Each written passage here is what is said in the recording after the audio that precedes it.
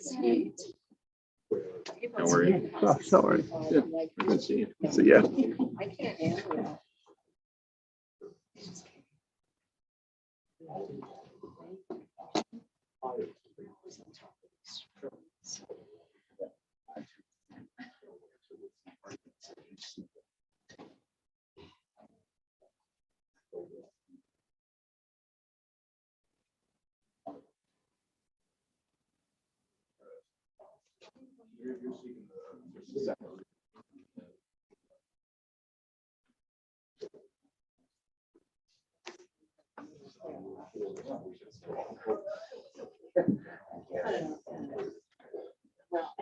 Amy and I will be coordinating 8 or 9 of those days together, and then I have to work there.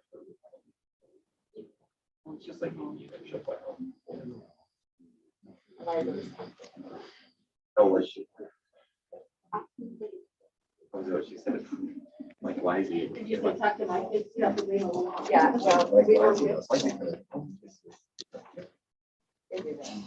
well, I'm here with Alan. I'm like, all the time. Yeah. I'm like, Amy and I don't not very good all often, the but time. Josh, that's great. We wanted to actually- So we are-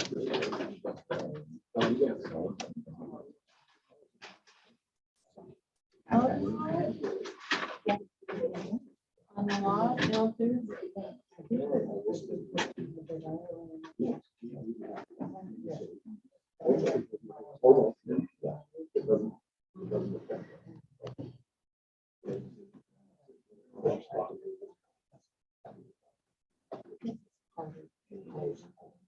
I'm not tired, I'm mad all the time. Oh, I know what you mean. It should be part of it, I know. Good evening, everyone. We're like a few seconds early, but sometimes we're a few seconds late, so we'll split it here. My name is Kathleen Alder. I'm the mayor of Providence, and we welcome you to today's city council meeting. We have with us Jeff Nebeker, Brent Steff, Carrie Kirk, Josh Polson, and we have Janelle Seeley on Zoom. She has a cold. She does not have COVID. So she decided that she would keep her cold at home. So we appreciate her attendance tonight. I will lead you in the Pledge of Allegiance. If you would all please stand.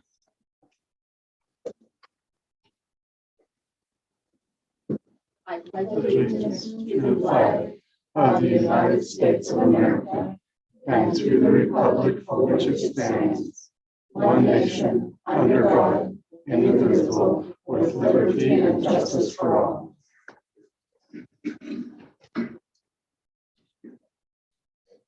Thank you all. I have asked Brent Steff if he would give us a prayer.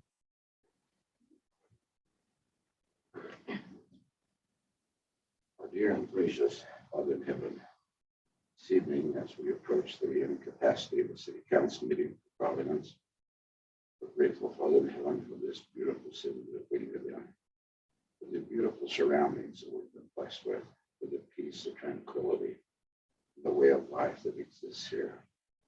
We're grateful, Father in heaven, for these many blessings. Father in heaven, as much as we as a council have been elected to be stewards over this community, we express unto thee, Father in heaven, appreciation as well as a concern to be able to manage our stewardships well in the best interest of our community, and for listening to those people who would address us, talk to us, so we might be very cognizant of what they have to say. And we're grateful, Father in heaven, for the members of the community who live here and support and sustain this community. Father in heaven, we do ask for thy blessings this evening, for thy spirit to be with us as we deliberate, consider, and make decisions. We say these things humbly in the name of thy Son, Jesus Christ. Amen. Thank you. We do have a responsibility to make the best decision for all of Providence. So thank you. I appreciate that. I will now open the meeting with item number 1, approval of the minutes. Providence City Council will consider for approval the minutes of April 20th, 2022. If you remember, we had that over Zoom because we were at a meeting in St. George. So I've been over the minutes and they look okay to me. I didn't find anything that was needed to be any different than what you have in front of you. If you printed the minutes early in the day, Ty, do you want to let them know? Yeah, so if you are going off the agenda that's on our website, that should have the update. A few of you made some comments that I've updated the minutes per your comments, some grammatical errors, some inclusions. So those are in there, plus whatever you guys want on there tonight, or whatever you guys see. So if you have anything different than you commented on, that would be the time to do that. I'm gonna make a motion that we approve the minutes. Okay, we have a motion from Brent Spath, Second. second Josh Paulson. Okay. Had we have- something to add. I'm sorry. Sorry, Kathleen, I had a couple comments on the minutes. Okay. I thought maybe that our timestamp for the public comment, we didn't actually do it in sequential order. If we can make a reference somewhere in there when the timestamp for the call for public comment was. And it was also that Scarlett, when it kind of went through the roll in the minutes, she was present in the city office and make a note that there was no public in attendance to comment here. Well, there where you are. We will do that. And then the comment was made on line 195 that we were going to continue the item of Juneteenth, but I mean, that's not on our agenda today. Is there a plan to continue that? Where that is at? Should we expect to see it later? Perhaps. And on line 103, it was just a grammatical error that it should be ROLE for roll instead of ROLL. Yes, and that's been corrected. Okay. That's all I had.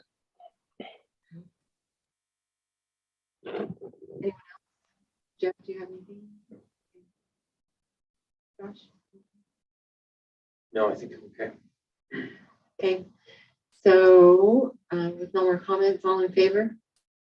Aye. Thank you. Motion passes. Now is the time we have open for public comment.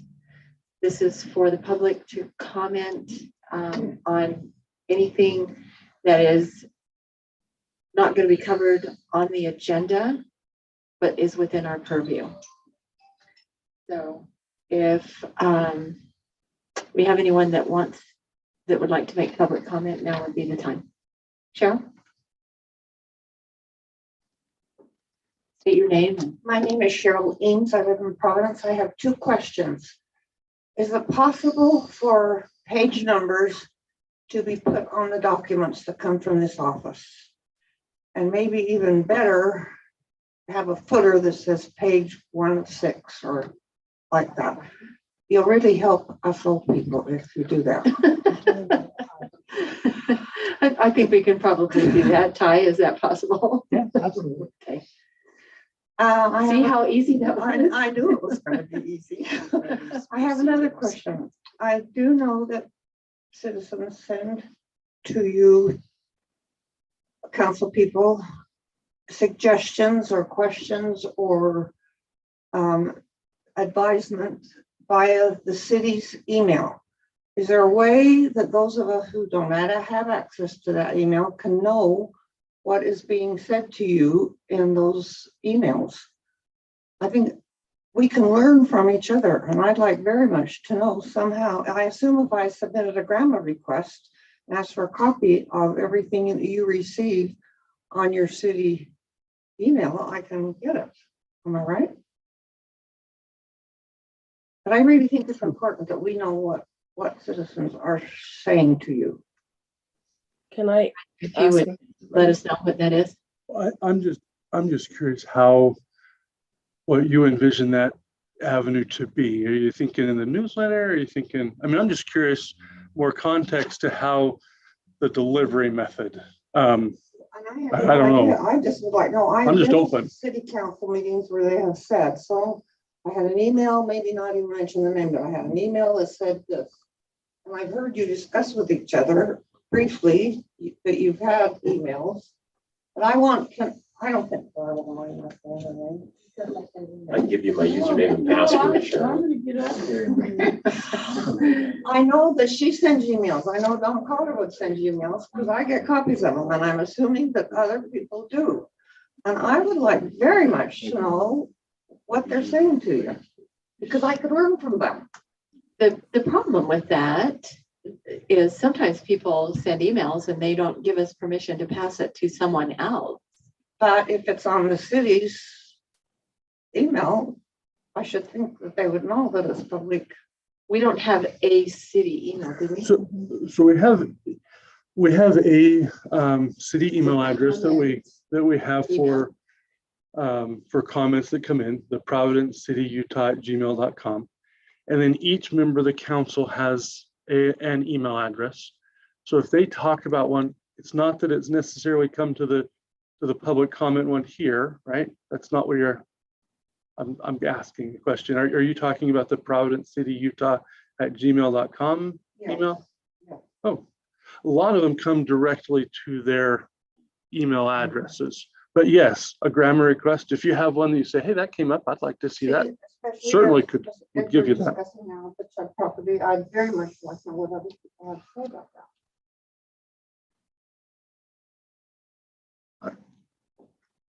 I'm open to having transparency. I just don't know how to do it. Yeah, I don't either.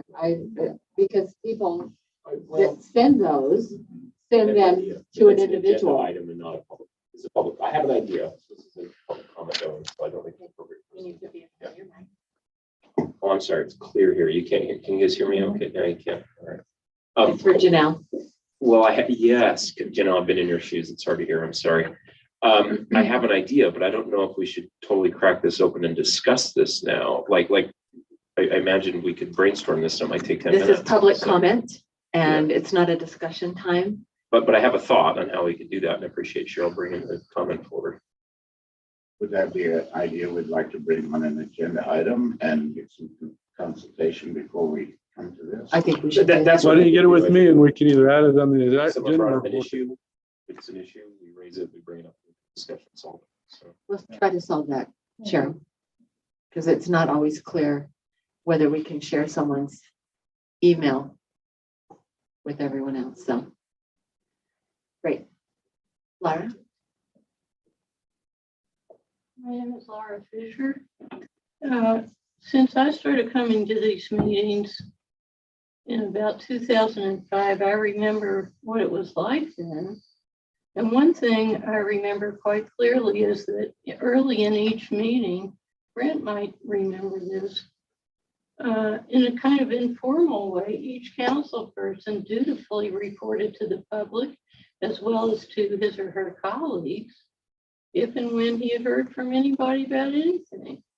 And so that's one comment. Another comment is, if it became customary to do that or even required, then the public would be better informed as to who might be politicking various members of the council or the mayor or what have you. And I think we're entitled to know about that sort of thing. And number three, I've had at least one of the council members ask that if I address that person about a personal matter, that I don't use the city's email. And therefore, it's my understanding that if and I'm not saying this is correct, but if I'm using the city's email to contact one of you, I assume that it's public. I'm paying for it. I think you're right. So I think it would be helpful all around if there were some even very informal reporting, and I was thinking more about, excuse me, the actual conversations, telephone calls. You know, I heard from so-and-so about their barn and their cow got out or something like that. I wish it was So, that simple. I don't think the emails are one bit privileged. I think they're public. And I don't think that it would be exactly a good use of time to require citizens to submit ground requests for them. Should be easier than that. Thank you. Well, we'll put that on an agenda and come with more information and see how we can do that. I think would be wise to find out, to let the public know the relationship between our public email and our private email. And maybe they would sooner, like some things they may address privately as they would have in the olden days, a phone call. A phone call to the council member where they expressed an opinion, a thought, and their feelings. And, you know, at that, we sometimes discuss them, sometimes we didn't, sometimes they asked them to keep them private. And so I think that the public at large would need to know that anytime they were using our city email, they are subject to having everyone know about that. And if they had something private, they could either call us, text us, or I don't know, or text in that same category. I do not know. That's what we need to do. Yeah, we'll put it on and we'll have a discussion about it. One comment on that. I know you want to move off, but I do have citizens email me on my personal email. If you ever do that, I actually forward those to my, if it's city business, I forward those to my city email because I think that's most appropriate. I think it's probably public record anyway. So if you're emailing me privately, know that those get forwarded to the city email regardless. So. Okay. Well, we'll put it on the agenda and come with more information. We'll be more prepared to discuss it. So, anyone else? Okay, I will close the public. Oh, Scarlett, do we have anybody email or text? Not tonight. I haven't received any so far tonight. Have you? Nope. Okay, thank you. So I'll go ahead and close that portion of our meeting. We now have a public hearing item, and it's the proposed tentative budget for the fiscal year 2023. Providence City Council will take comments and questions regarding the city's proposed tentative budget for this coming fiscal year. If I can just give you a little instruction, tonight is the night that we present the budget to you and let you know that we've got it, and it's open for you to peruse and to study, and you'll have 1 month to go through and decide if there's any other questions that you have. So today is the opening of the budget, but it is not the closing of the budget. That will happen in a month. Okay, so You want me to give me a yes, please. overview, and then they can make comments after the overview, or they may have had them. The budget was, the tentative budget was sent out 2 weeks ago to the council. It was published with the agenda and is in the link. So just kind of walk through some of how to look at this. And then the public, happy to hear questions. So I will say on a comment on the pages for the budget document, it is much harder to put page numbers on because it comes from an Excel document and not all pages, so not all cells get printed so there's more detail inside of that document. So it is a little harder, but we will figure out how to print page numbers on it to help. So just anyway, so the summary, what happens is the executive summary is, this is intended to be all of the little levers that get pulled and triggered. This should amass most of the changes and additions or deletions of the budget. The budget is based on prior years, so we take a base prior year base budget, and then we take the modifications basically listed in here. So all funds, we expect health insurance to go up by 8%, contributions to health insurance to remain the same. We're looking at a cost of living adjustment of 9%, which is the highest, but that's where CPI is, or at least has been for this year, between 9 and 10. The general fund, most revenue is expected to climb by 2%. And sales tax is expected to climb by 8. BNC Road is expected to climb by 3. Property tax is expected to only grow based on new growth, but not a rate increase. So we're not proposing any kind of rate increase. In fact, the rate is expected to decline. And the only increase in property would be new construction ones that come in. So as a new construction comes, that's different than the regular property tax. Most expenses decline by 3%. The municipal telephone tax is expected to decline by 10. There's less people using landlines. The next one is we are looking at a part-time position for additional code and nuisance compliance. So this would add somebody. We're kind of looking at either a retired police officer or somebody, an off-duty officer that could help in being more proactive. At this point, we're very reactive in our code compliance, and we're thinking maybe putting some to this would make a difference. The general, we expect the RAP tax. We have some money there set aside when we build the courts. Then it has various implementations of the master plans. So in addition to these triggers, we also bring the master plans in, and as we complete those, the capital improvement projects identified in those plans feed into this. So we have various plans there. We're continuing to upgrade the city fleet, and that's one of our items. Just a note, before we started this process, the median age of our city vehicle, not just the average, but the median was over 15 years old of equipment. So then we have our water projects. We expect revenue of the water to be about the same. We did have a decrease in rate, so there will be a little adjustment there. We need an impact fee analysis as we've finished that water master plan. We'll need that. Then the sewer, the Southwest Sewer expansion design, and then upgrades with Logan. The stormwater rate, we have increased that rate, so that revenue will increase there, so that we can build up to be able to fund and implement some of the identified needs for that.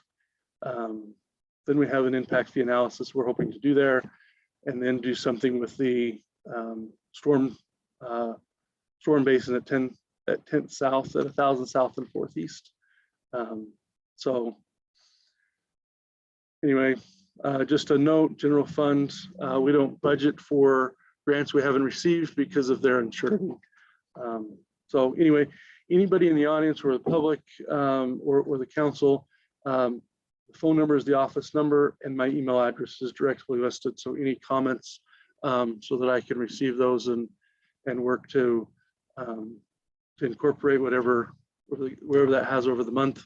You don't have to wait till the end. You can get your comments in early so we can take in amass them. So feel free, throughout. The organizational chart is helpful. This is the chart that shows how the funds are, so how the money is spent. Keep in mind that governmental fund is primarily tax revenue based, and the enterprise funds are primarily fee for service based. So vision and goals, these are, we've incorporated a listing and having those because the goals affect how the budget is. Anyway, over the next month, think about where you're at with the goals, and then just, if you wouldn't mind given me updates so I can feed that information in from the council. So that we have those budget numbers, the revenue. So at this point, you'll see charges for service are rising by that. Those percentages as outlined in the executive summary. And so anyway, that's where the numbers really feed. And we can go through any of those. The elected and appointed wages, looks like it got cut off. So at this point, we did have a salary adjustment at the first of the year. And that was based on market. So there was a market adjustment. This is, since I've been here, mayor and council have had a 5% standard, and then we had that one adjustment that was approved last budget with their public hearing and approval, and then it took effect after the election. So anyway, I don't know how long before I got here that 5% was carrying over. Anyway, it's just something I kind of inherited. So anyway, then the different ones for the different department heads. So mine is a little odd. I'm saying, if it continues to grow, if instead of growing and having a compound for future, pulling that back and putting it into a car allowance stops the compounding of that, and it adjusts that. I don't know why it's at 4. Excel rounded it to 4 instead of 4.5, but it doesn't have the decimal point. I don't know why I didn't round up versus down, but that's the way it worked. But those are the numbers are where they're at. Projected property tax rates, projected that out through 2023 for the different cities. Here's our historical sales tax and how we've projected that. And then we get into the capital projects and we break out each of the capital projects for this year and the next 5 years and then beyond, so that you can see what's coming and not just what happens next year. But if there's an issue that's 3 years out, you can kind of identify that, and that gives more transparency to the public. So those are the capital projects divided up into different areas. And then you can get to a little bit more detail in the capital improvement plans. So parks, trails, pathways, transportation. Here's our fleets, and then water improvement plan, sewer, storm, secondary water, and then the fiber construction. So that's the gist of the budget without trying to make it boring. Are you trying to make it boring? No, I tried not to make it boring. So that was so. Good job, Ryan. Okay, at this point in time, anyone that wants to comment on the budget, can do that.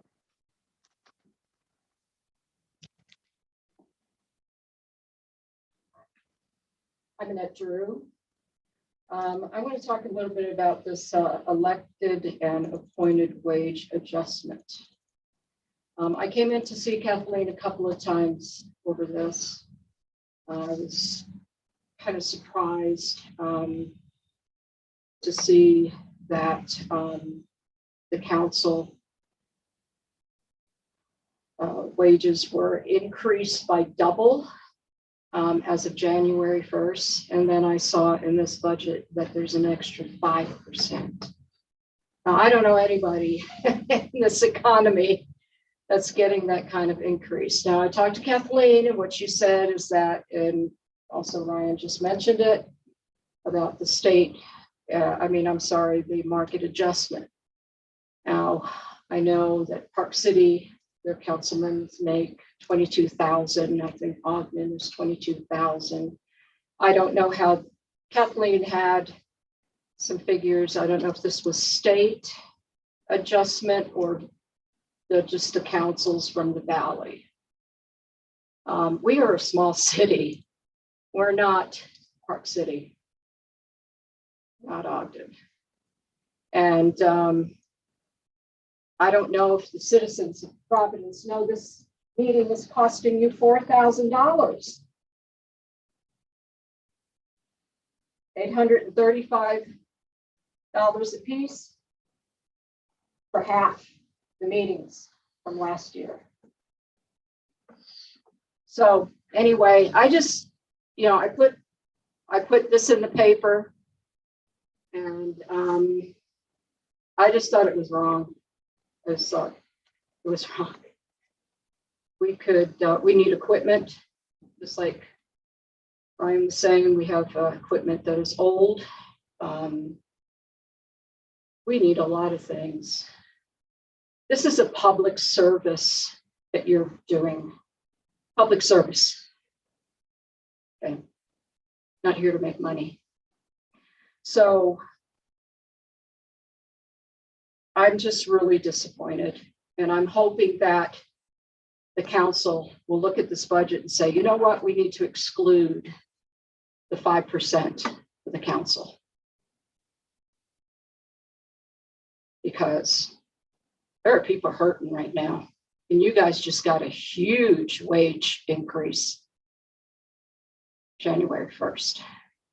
And if you take the number of hours, if you're really honest with yourself and you take the number of hours that you spend a week working for the city, and you divide it into what you're making a year, $10,000, you see how much you're costing us. Okay, do we have anyone else that would like to make comment about the budget? I just want to thank her for her comments.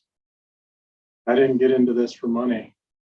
So I don't know if we adjust that now or Nope. no. Okay, So I'll stop talking. we just let the public tell us what they'd like No, to tell us, okay. and we don't discuss it, so Public that's comments, fine. not us. Yeah. But thank you for your comments.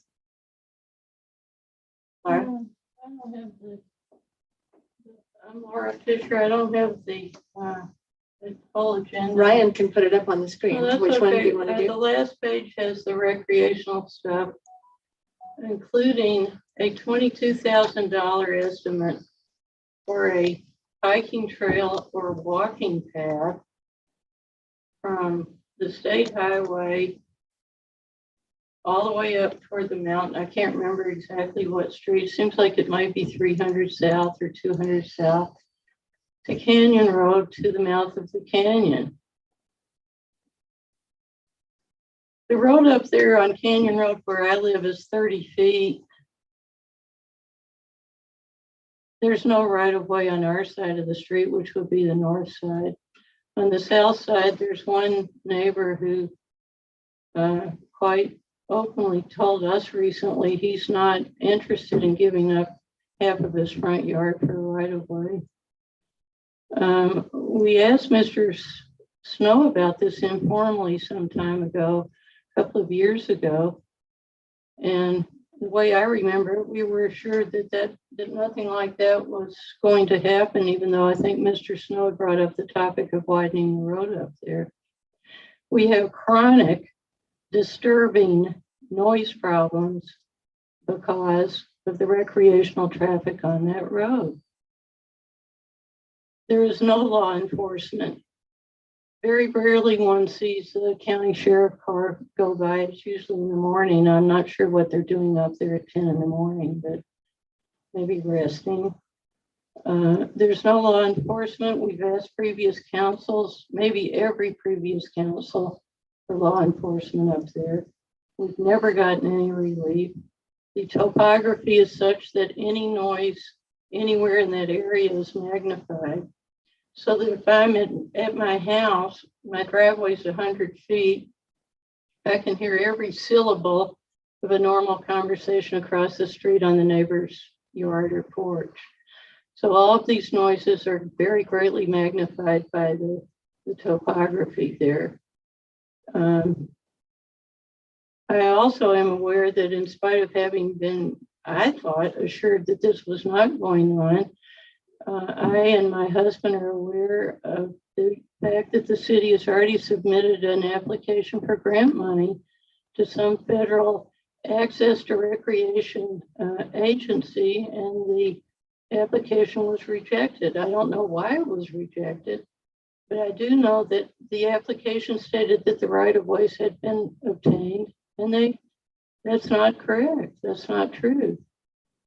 So the reason I'm standing here is because somebody, either elected officials or unelected officials, is very interested in widening that road, putting this and that kind of trail, walking path, hiking trail on that road. My understanding is it can't be widened currently. So I don't know why it's already budgeted if the right of way is not even there. And no one on that part of our street has been interviewed or consulted about this in any way whatsoever. No one there would want more traffic on that road.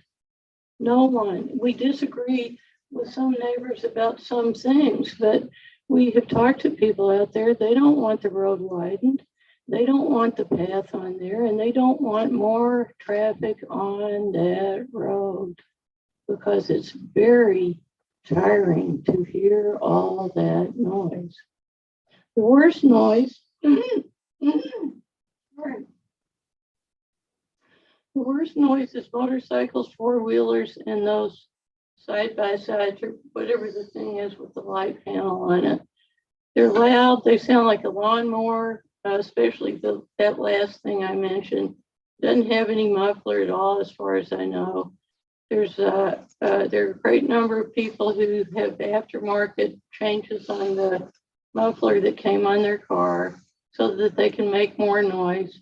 We have a lot of speeders. We have a lot of two boys on motorcycles using both lanes to race up the street. We have people flooring their accelerators at the bottom of the street to come up. And then we have them flooring their accelerators as they leave the dirt and regain the asphalt as they're coming out of the canyon. In addition to those issues, there are other issues like constant traffic on motor vehicles driven by children who are not old enough for driver's licenses. And the law does allow 8-year-olds, persons 8 years old and older, to have a learner's permit type of arrangement. They take a little class for it, but they're not allowed to be up there without an adult supervising them at all times in person. They can't get a note from their parents. The law is clear. There's no law enforcement. And I propose to you that if you're thinking about widening that road, unless you're going to hire a policeman, I don't think you're thinking about any law enforcement. And Bob and I are concerned about this. We like the peaceful use and enjoyment of our private property. We work hard to get it the way we want it. We love it there. And that constant noise, which could only become incredibly worse with this plan that I'm objecting to, the constant noise is a problem. Thank you very much. Thanks, Laura. Anyone else? Okay, not seeing any additional comments. I'll close that portion of the meeting, the public hearing. We will talk about this later on the agenda to take action on it. But again, remember, you have 30 days to comment. We have one agreement contract to talk about. Providence City Council will review, discuss, and may take action on a water exchange agreement with Lateral shareholders. Ryan, do you want to take this? Or I can start with some discussion on this. We have the I don't want to say it's applicant, but we have the brainchild behind it and the genius behind it here with us. But this is taking and working to try to utilize some of the water in the Spring Creek Water Company and be able to use as much with these shareholders as much as we can of the Broad Hollow Spring, which is culinary quality water, into the city's culinary system. And there is some people that can't use, for whatever reason, they may not be able to use their shares. And so instead of not being able to put them to beneficial use, if we could put them to beneficial use as culinary water, then that could help both the city and the shareholder. This allows for that. We do have, it is cheaper to pull water out of Broad Hollow Spring, which is culinary quality water coming down. So that's kind of where it comes from. I would maybe invite, there's a couple other ones that know quite a bit. This was on the agenda originally for last meeting. We kind of held that and pushed that back to send it back to the water company. The water company has met, and Brent is probably better to speak on that range. But Brent and I can both speak there. And then George Staines is here as well as a party, and he kind of helped us draft the agreement. So in that end, I can take questions, or Brent or George, however you'd like to go. Let me just ask Brent and George, would you like to speak on this subject?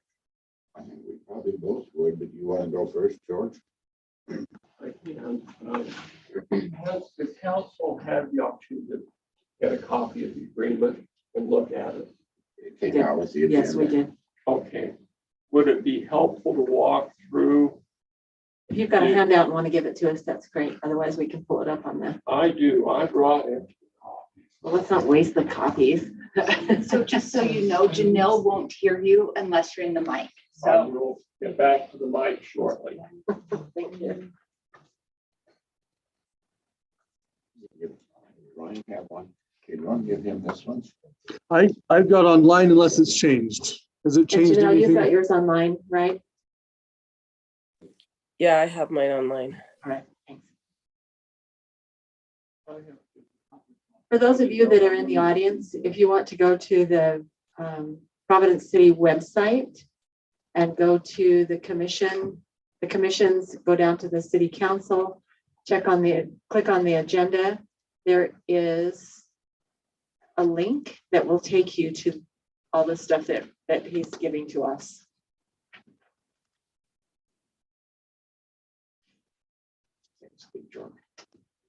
if anyone wants a hard copy, I have mine pulled up on my computer.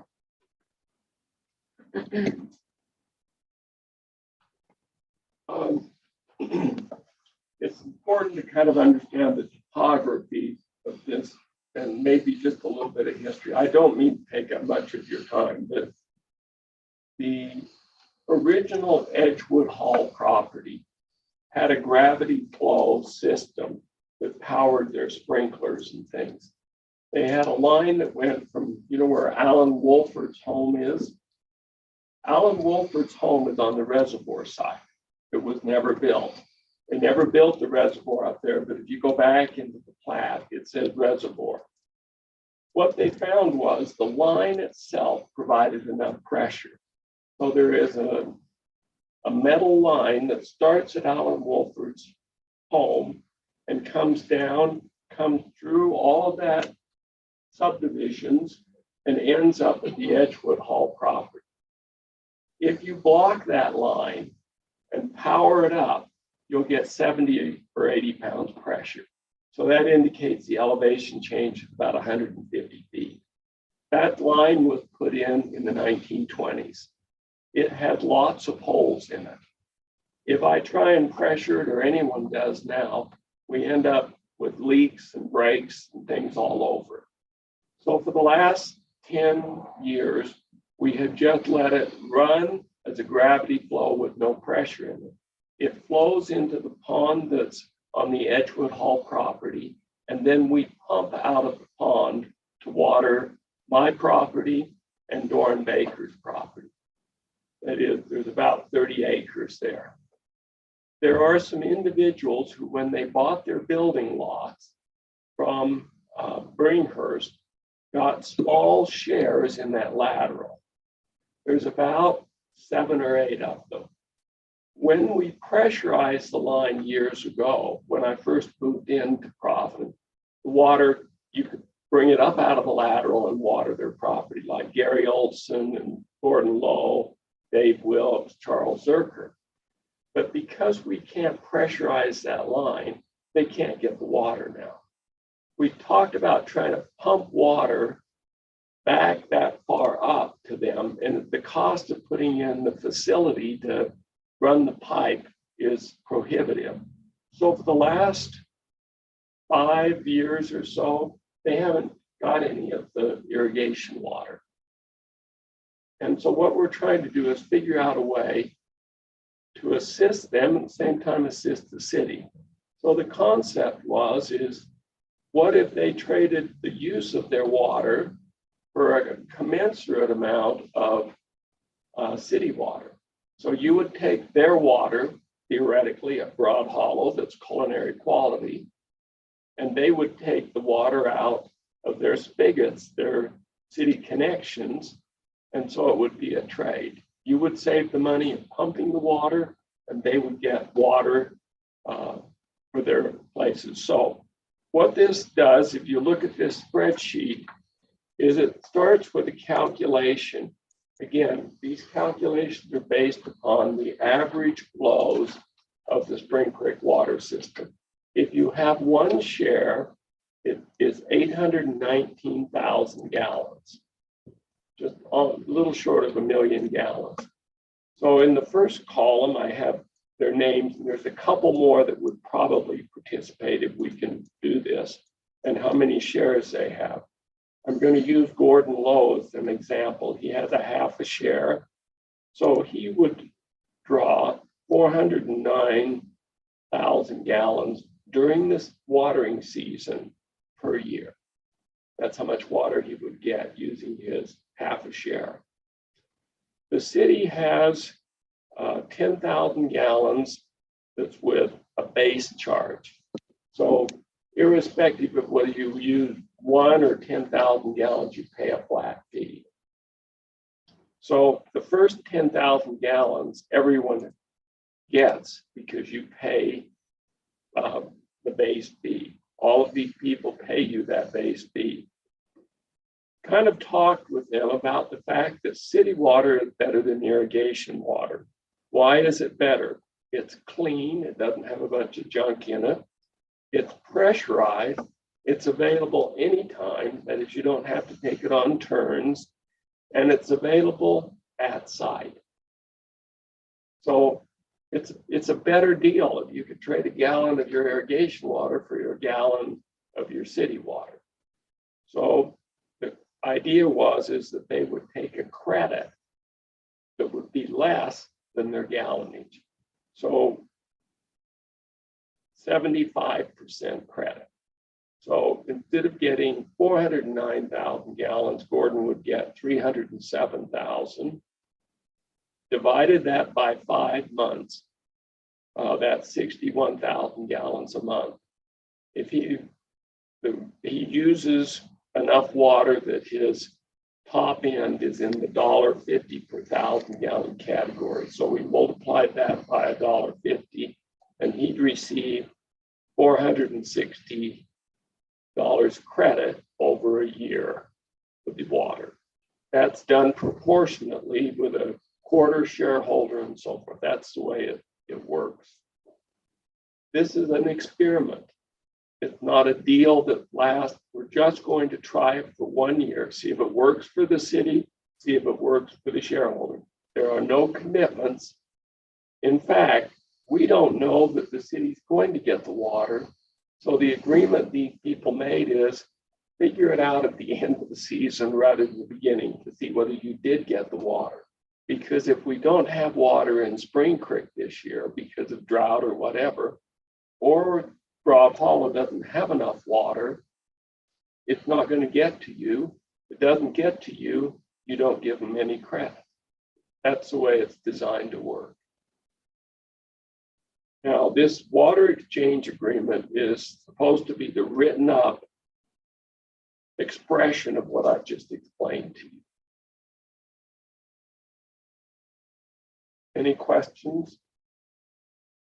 Just a couple, George, are these all the shareholders that would be impacted by this proposal? Is there anybody missing? Yeah, on this? there's three others that are missing from this list. The reason they're missing is they didn't pay their water assessment because they weren't getting any water. The water company is going to work that out with them. So Tab Smith, Wes Spencer, and Kent Lovelace. Okay. How many shares do They they each have a quarter. Okay, so we're only talking about this experiment is only 2 1/4 shares. 2 1/4 shares. Right, but it represents about 2 million gallons of water. Yeah. So I wanted that clarification. I'd love to hear from Brent how the Spring Creek water meeting went, because I know you guys discussed it, but just on its face, we'll see how it goes.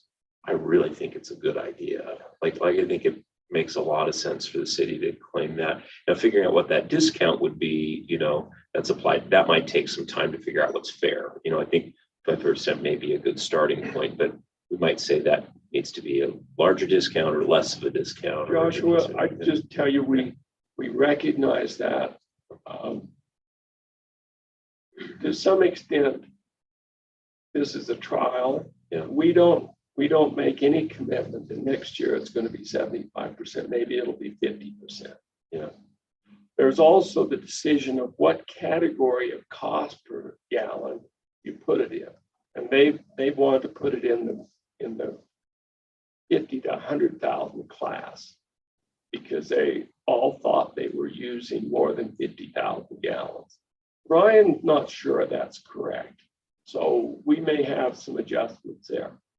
We're only talking about 7 or 8 people. I know that each one of them understands it's a 1-year deal. Take a look at it, evaluate whether it works after the year's over, and no commitments beyond that. And that's the same thing with the water company, right? Absolutely. We feel that give it a good shot, give it a try, and let's see how it works out, see what comes out of it. Because one of our main concerns as the state is critically looking at all supplies of water, that we put as much water to beneficial use as we can. And if people can't use their shares of water, then that marks it, tags it. And so this way, we're doing an exchange. They do get some value and their water is being used. And to be honest with you, there might be more if this works in the future. We don't know. But it could stand that people maybe would be very interested in allowing their shares to be used by the city for a reasonable trade from out of their spigot.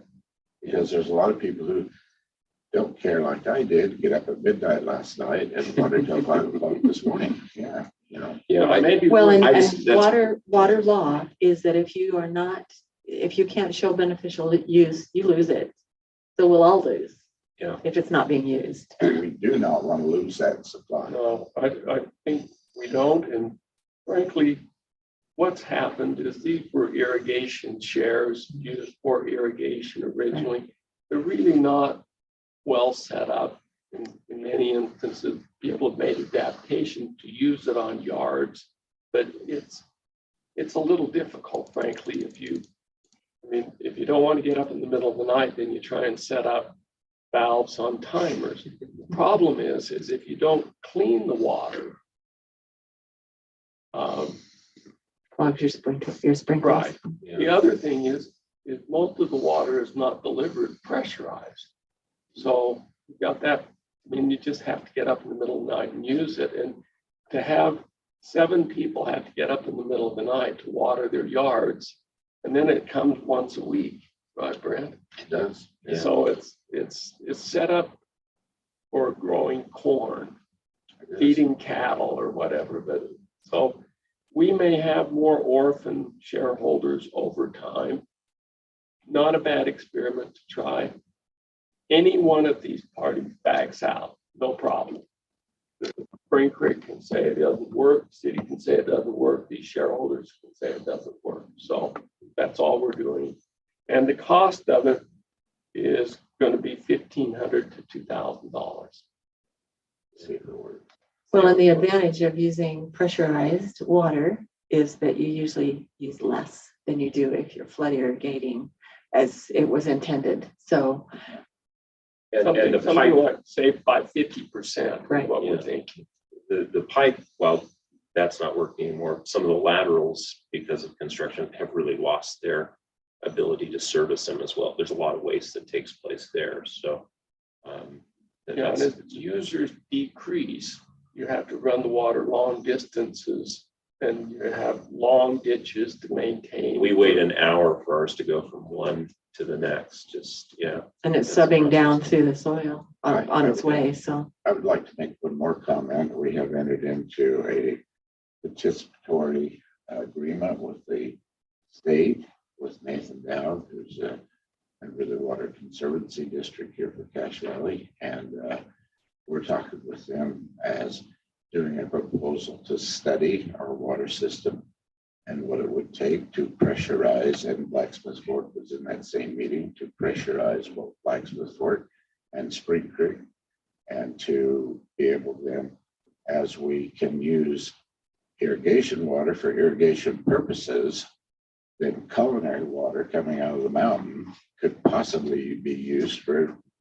culinary purposes, and it's a win-win all the way around. So, and they're doing the proposal, see if this is going to work. So we are working with them as well. So we have some things on the horizon. The state's behind this.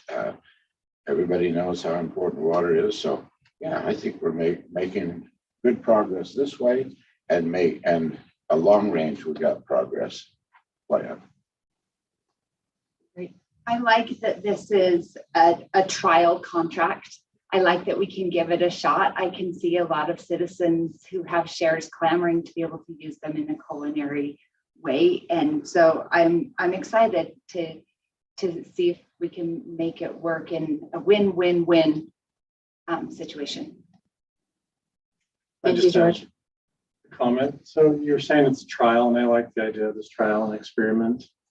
And then you were saying if it doesn't work out, things can change at the end of the 5 months. Any Or- party can back Or at out. any time during the 5 months. Well, I think we're all committed. to Commit for this the year. 5 months. Yeah, I think we're going to try it out this water season. I think I that's was our just intent. curious with metering the water that's going both ways. I asked Ryan about that, and I was just curious about after 1 month, if we can get a report back next month on what's happened, since it's a trial and it's an experiment. If you're going to drive down the wrong side of the road for 1 minute and it's not working out, you're going to get back on the other side. So I was just curious about adding another whereas to the agreement, that if things they aren't beneficial for either party after 1 month, changes could be made. That's my only thought. So Let me just explain, Jeff. The problem these people have is if we end the agreement, they still don't get any water because there's no way to pull the water out of the Edgewood lateral and get it to them unless each one builds a pond and a sprinkler system, which they're not going to do, and they haven't done for 5 to 10 years. So really the experiment is I'd run it through the year. Right, yeah, no, it sounds like it'll be beneficial to both, but I was just Yeah, trial and as an And experiment. then, quite frankly, I'm interested too, and so is Ryan. We don't know just how Broad Hollow Spring is going to perform this year. We may not have a season to try it. Yeah. So the proposal of calculating, and let's look at May.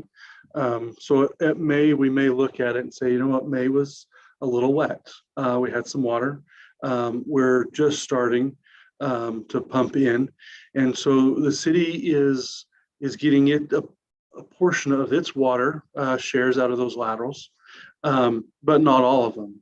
And so if we just did it for May, which is a wetter May than last year, I mean, not that every year, but than last year. And we just compared, they probably won't get paid for May. We'll meter, but what we'll do is we have a meter at Broad Hollow Spring, so we know how much of the spring is going into the irrigation company. We have a meter coming in to the first tank up there, so we know how much we use of it. And so our formula would just simply be total gallons used minus the exchange, the Blacksmith Fork exchange, minus the city's proportional shares of water for the shares we're able to use out of those laterals. And then if there is a number left, then we would pay them. And I would guess in May, it's not over, but I'm just guessing based on the first little bit, that there's probably not going to be a number. But I think it takes a season to really do that, and some of the calculations from their meters. And I think if we could have the season to have a test, then it will show whether it works or not. But I don't know that a single month it works that way. But anyway, I just putting it out there as an option. Yeah. If things weren't working out the way you wanted them to for either party, then you could stop the experiment. Not that you I will, think at but that point, there it's would just be an option. discussion. Yeah. So, Sure. I think the homeowners got no options, so they're not gonna pull out. There may be a problem where Spring Creek Water Company says it's not working.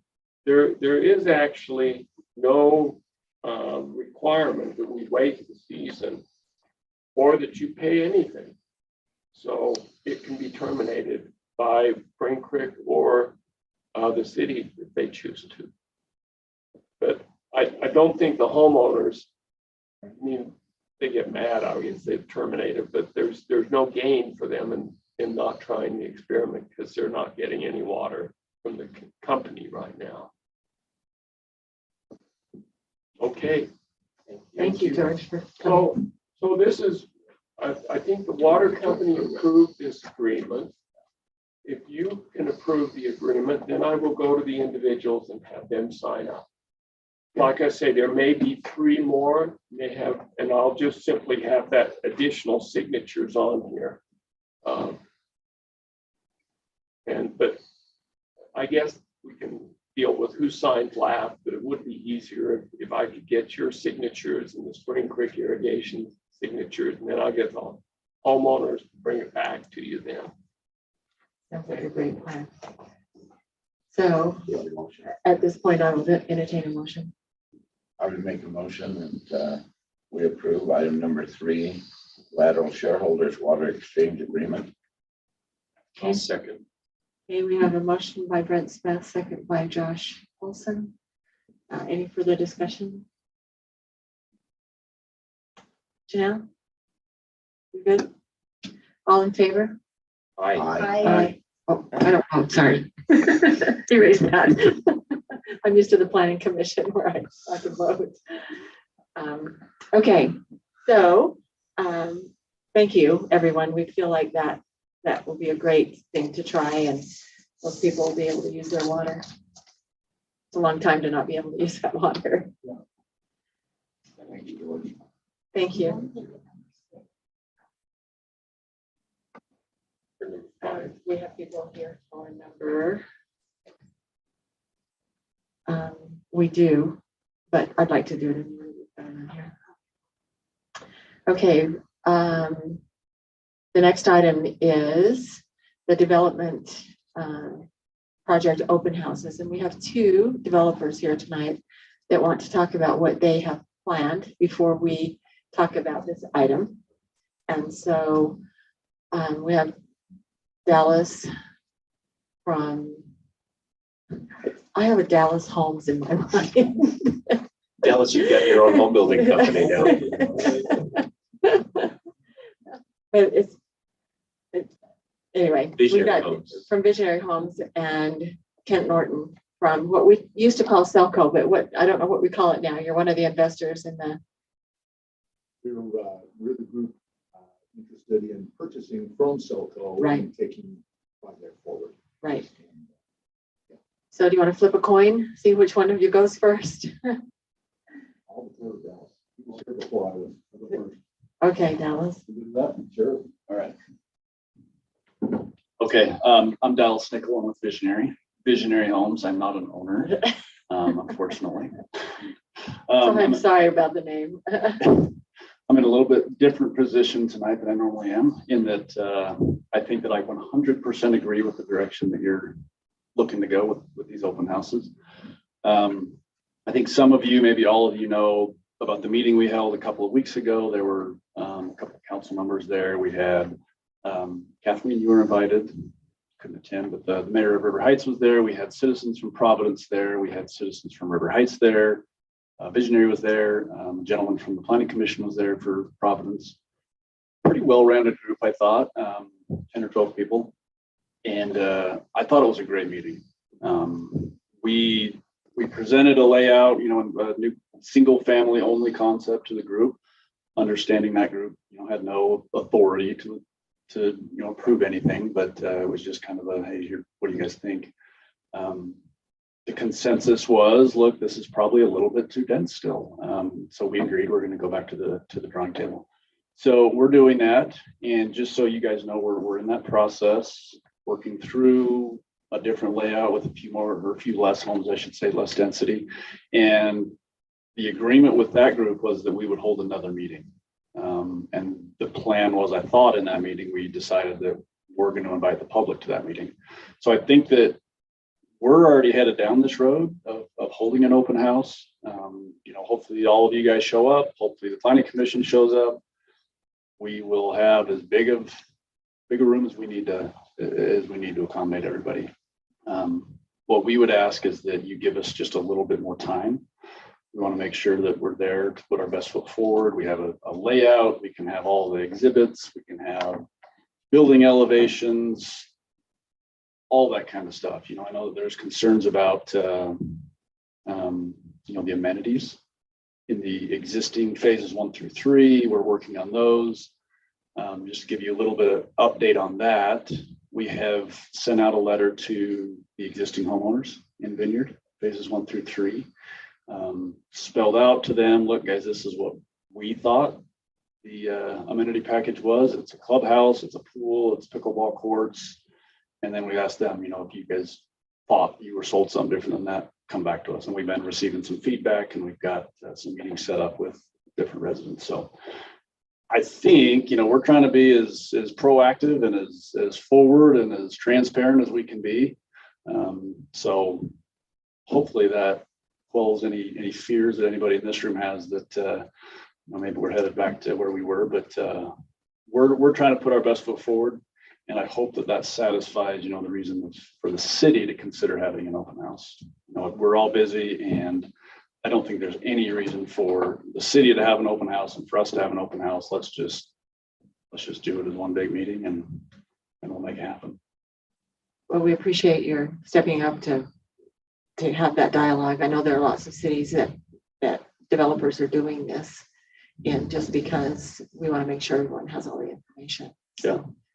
So is that the reason that you were meeting tonight, or brought this up, Well, put it on the agenda? Well, Josh, I consulted with Jeff, put this on the agenda.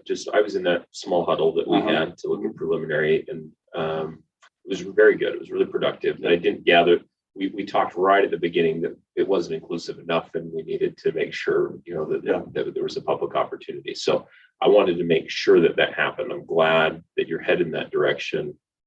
My hope would be, whether or not it's hosted or jointly hosted, that it would be within what's allowed by state, publicly noticed, so the council could go to that and informally talk with residents. I do know we sent a survey out that asked several questions about that, but I worry the survey is, like all surveys, it's quantitative, it's fairly narrow. And what I want to make sure that we as a council have the opportunity is to freely interact with residents and listen to them and hear what they have to say, and talk to them, about what we're thinking. And that would require, I think, the city's involvement in terms of that being public. And I guess I defer to Brian and Scarlett in terms of what would be permissible and what wouldn't. what I would like to do is hear from Kent, and then we can have a discussion. Yeah, because we're kind of talking about the Right. potentially the same thing on the other side. Correct. Yeah, So go ahead, sorry. tell us, go ahead and finish what you were going to I say. was just going to say 2 developments, right? sounds like, you want to get ahead of that one and we want to maybe catch up on Vineyard, but hopefully we're talking about two separate. We open are. houses. We I don't want, like, clearly Oh, I don't want absolutely. to combine, Absolutely. confuse. Yeah. Don't wanna be Let's just accused of- confuse everybody. But we're trying to, that's what I told her, we're trying to learn lessons from past mistakes, and let's not replicate those things. Let's see if we can have better community engagement from the get-go. Sure. So those things can proceed more smoothly. So we'll move forward. I'm guessing there's probably still a couple weeks of work on our end to get all the information put together that we want to present. So let's not get too trigger happy here and advertise it. Well, you We don't, know you exactly. don't what have it's gonna a be. date yet to do that, but Sure. we appreciate your stepping up to the counter and So we'll come back to the Coming city forward and say, to hey, look, I information. think we're ready. Let's get this thing underway and awesome. make it happen. I think one difference is the fact that you have an application for us, where the other developer has no application at this point in That's time. right. So, yeah, we would treat them totally differently. Well, not totally, but a lot differently, because you have something pending and wanting an answer for, and you're doing your best to try and incorporate the vote that the citizens took into finding out what they want. And this is good. This is what we need to do. And that's what the survey was about, trying to figure out what the citizens want. So I think that this is a good process, but you do have an application for us that we want to deal with. Not more than Yeah. that. So We want developers actually to come in and want to talk to our citizens to see what works out best. So thank you. well, thank you. Thanks for Thanks, coming. Dallas. Thank you. Kent. You're on.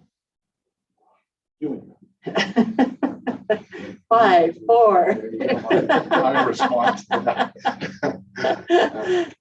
Hi, I'm Kent Norton, and I live in Sandy, but I'm in Providence a bunch because I have family here. So for decades, I've been wishing I was in Providence, not Sandy. But now maybe I will be here for a business and professional reason in connection with this proposed project. I can't take any credit for that. I'm here tonight with my friend and associate Hal Christensen of Terex Engineering and Denise Samples of Equity Real Estate. Hal was fortunate enough to be able to get into a contract for the purchase of this property in the name of his company. But he never envisioned doing it by himself. And long story short, he's invited me to sort of quarterback all of the various elements of getting the whole thing financed and moving forward if that's possible, if that's what everyone would like to see happen. Regarding this particular agenda item, I just think it's a breath of fresh air. This is not my first rodeo. I think every city on every project ought to do what's being suggested here, hold an open house. Let's just talk about it. Let's answer people's questions and provide the best answers we can, and maybe unity can be achieved at some level.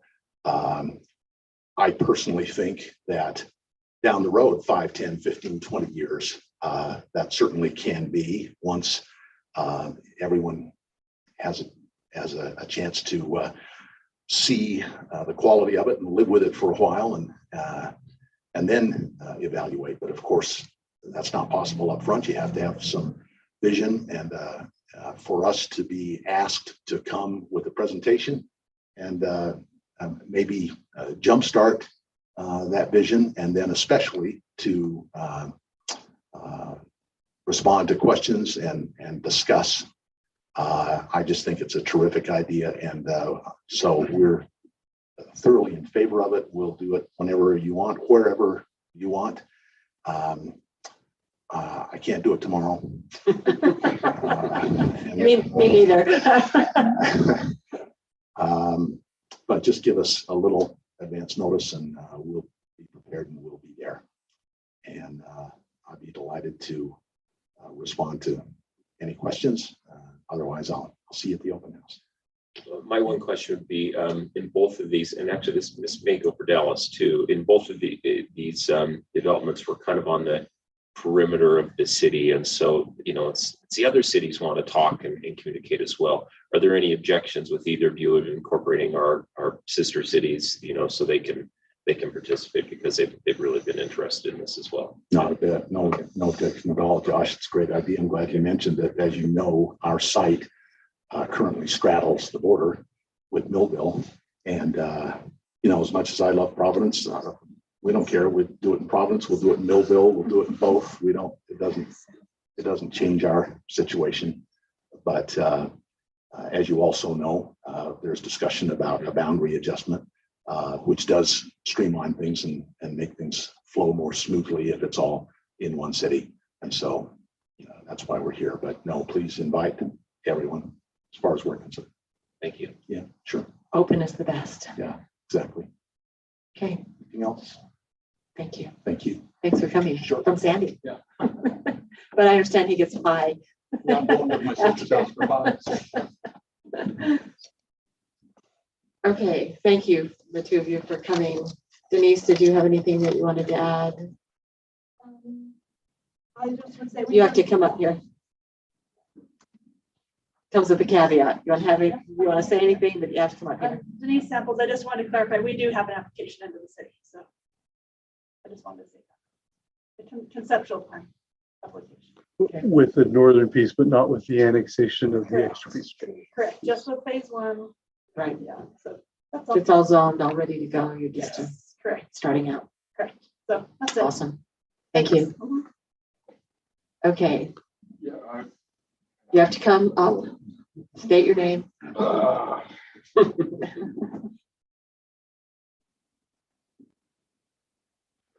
My name's Hal Christensen. I'm working with Kent. My company is Terex Engineering and Construction.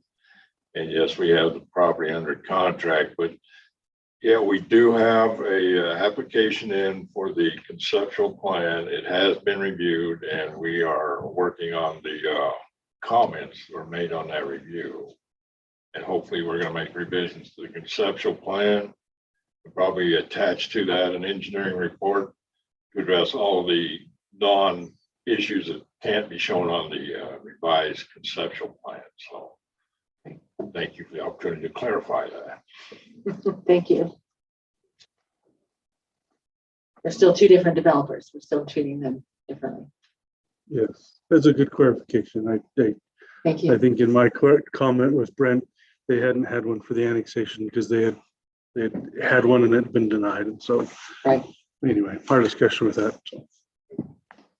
So I think that communication with citizens is so important. My concern with this is the legalities of the council, and if it needs to be held by the developer or the council. It's just the legalities of the logistics. There's a reason why the whole city council wasn't at the last meeting, and we're held by law that we can't meet together outside of public minuted, posted, noted meetings. And so we're very careful about that.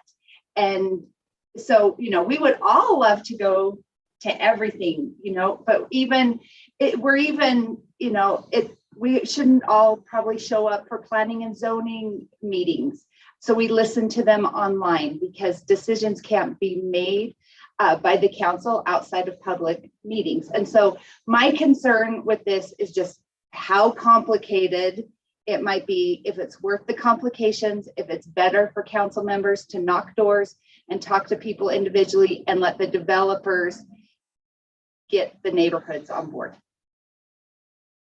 Scarlett, could you comment to that? Because I do know that we do have, we can all show up at the city celebration, it's a public space, it's a public meeting. We had council members go to a training in St. George that was non-minuted. So I think there are ways that this can be done. I know you know that a little bit better than I do, so I want you to comment on So I'm not the city recorder anymore. Ty is, and he can pop in if I misstate, and you are right. There are times when you can all go together. The thing that would concern me is that you're talking, in fact, the thing that's more problematic to me is that they do have applications in-house. because you're talking to people and you're having all kinds of sidebars. And I'm not saying it can't be done, but I think staff needs the same kind of time that Dallas and Hal need, so that we can check with the other cities that have done this, because it will be almost impossible to get every public comment on record if somebody wants to say, well, I saw someone talking to Brent, and what did they have to say? So I think there is a way we can probably accomplish it, but we need to make sure we know how to do that. A little bit different when somebody just walks up to you on the street, or if you're helping at Sauerkraut Days and they pick your brain about something. But this is an organized, focused meeting. I mean, it may not be that we're going to all sit here, but it is organized and focused. And we had to be really careful the way we held our open house meetings when we did our general plan and things like that. And so we just need to do a little bit of homework. Is that fair? Yeah, I would say if it is a city published meeting, there are a lot more complications. If it is a, like for the training, if the league put it on, and it's under their rules that they follow and go to. Some of it is the legality. At that point, you can all go to dinner together as long as you don't talk city business when you're there, or try to make a decision of something that's going to come up on the agenda. If it's a social setting like that, there's not a rule posed that you can all be friends as long as you don't talk about city business. If the developer is inviting the public as a general public invitation, and you don't have a position of having an agenda item that you're going to discuss and vote on, and you're talking about it, that's what worries the staff, is that you would get together after the meeting and have a meeting without a notice. That would be a concern, both the public and account and staff, and that to go into view of the meeting or have the meeting published. If it is the developer's meeting, anybody can come to a meeting that the developer has, that they're giving out information and distributing that. But if there's a perception that it may be a business meeting of the discussion or negotiation, then that's where it becomes an issue. That's why we would say to that meeting, we wouldn't want a majority to attend a small meeting that might appear to be a potential decision meeting. But to an open house, if it's their meeting, if it's ours, then we need to publish and we need to go through a different set of rules. If it's their meeting and they're inviting all the general public to come, that's a little different. So anyway, that would be. We'll let you have the final word. Yeah, I think what they said, it's about perception, make sure when you're out in public, I mean, your council members 24/7, that's the job. If you go to an open house and you're all seen huddled together in a corner, even if you're not talking about city stuff, the public sees that and they're going to start the rumor mill. So it's always best to just kind of keep your distance, make sure, think before you speak. Am I commenting as a resident or as a council member? So, and you start getting a bunch of council people together, people start asking specific questions. Can you speak into the mic, Brent? I can't hear you. I'm sorry. I think. Sorry. I'm sorry. I think that transparency is extremely important. We certainly would. You're going to have people asking questions. You get in an open house, and some of those might reflect a question: how do you feel? What is your perception? What do you think? And boy, then you start getting yourself in hot water. It's a problem. So we have to be careful. I would like to learn too. I would like to learn what the public's interest is. I'd like to learn what you're doing. I would love to hear this sort of stuff, but I have a responsibility to be a good steward to all the citizens and to be able to be transparent to all the citizens, as Laura brought up this evening. So it's kind of walking a pretty thin line right there. Kent has raised his hand. He wants to speak. Yes. And I think Dallas I was gonna ask. saw a little finger up in the air. I guess I should have said previously that the flip side of the coin is don't hold an open house. Make us an agenda item. Bring us into a public meeting and we'll make presentation and answer whatever questions come from whoever attends. And hopefully get the same result. But regardless of the forum, regardless of who the host is, who extends the invitation, our purpose is not to negotiate or even to persuade. Our purpose, from my point of view, would be simply to inform and to listen. And so whatever is the best way in terms of place and method to accomplish that, we're good. You know, and there's With that. nothing that says that each of these companies can't hold an open house and take that information, because you're going to act on that information, whatever. You're not going to act on every bit of it, but there will be things that you will learn that might drive you to do something different. And so there certainly isn't any reason that each of the development companies, and I've always encouraged developers to get as much information out as you can, so people aren't surprised, and so that people don't hear, well, you do that gossip thing where you go around a circle and it never comes back to you the way it started. And so we want citizens to have the correct information so that we don't have misinformation going out and people saying, this is gospel, I know this is what it's going to be. Well, you can stop that from the very outset by having your own meeting at a school or whatever without, and someone, a couple of people from the council, you know, would maybe like to attend and to listen to what's being said. May I say one other thing? Sure. I respect what Ryan and others have said about the legal nuances of this and the fine line that you have to walk. But if I were a citizen of Providence, well, I'm a citizen of Sandy, whatever community I'm a citizen of, I'm going to feel really good about a council that says we propose to hold an open house for the purpose of providing information about a new project proposed in our city. And, you know, it's not going to be a council meeting. Nothing's going to be voted on. Nothing's going to be approved. Just come and the developer will do this and this and this and stay as long as you want. That's, from my standpoint, purely as a citizen, that's good government. Yeah.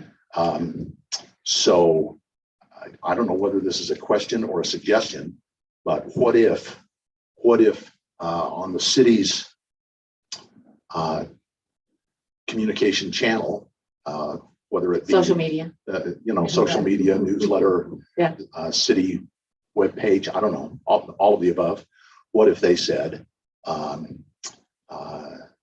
the developer on this proposed project has extended an invitation for an open house forum regarding this project on this date, at this time, at this elementary school, and all. And we would invited. do that, actually. Yeah. We've talked about that we would put it out on all of our social media to let people know.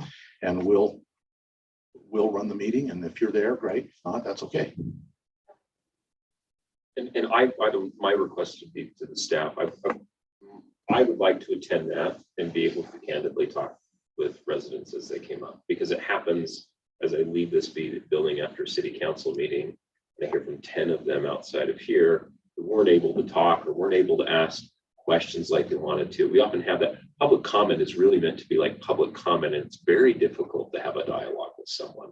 And I think our residents want to have an efficient way where they can walk to that corner and see Carrie, and they can walk over to that corner and see me, and we're in different parts of the room, but they can ask us questions, and I can inform and listen, and I think there's kind of a craving for that. In these projects, I don't think we've done a great job of that. I think you can do that.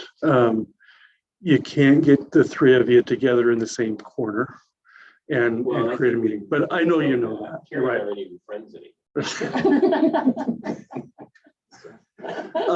They're in the same neighborhood. But they don't speak.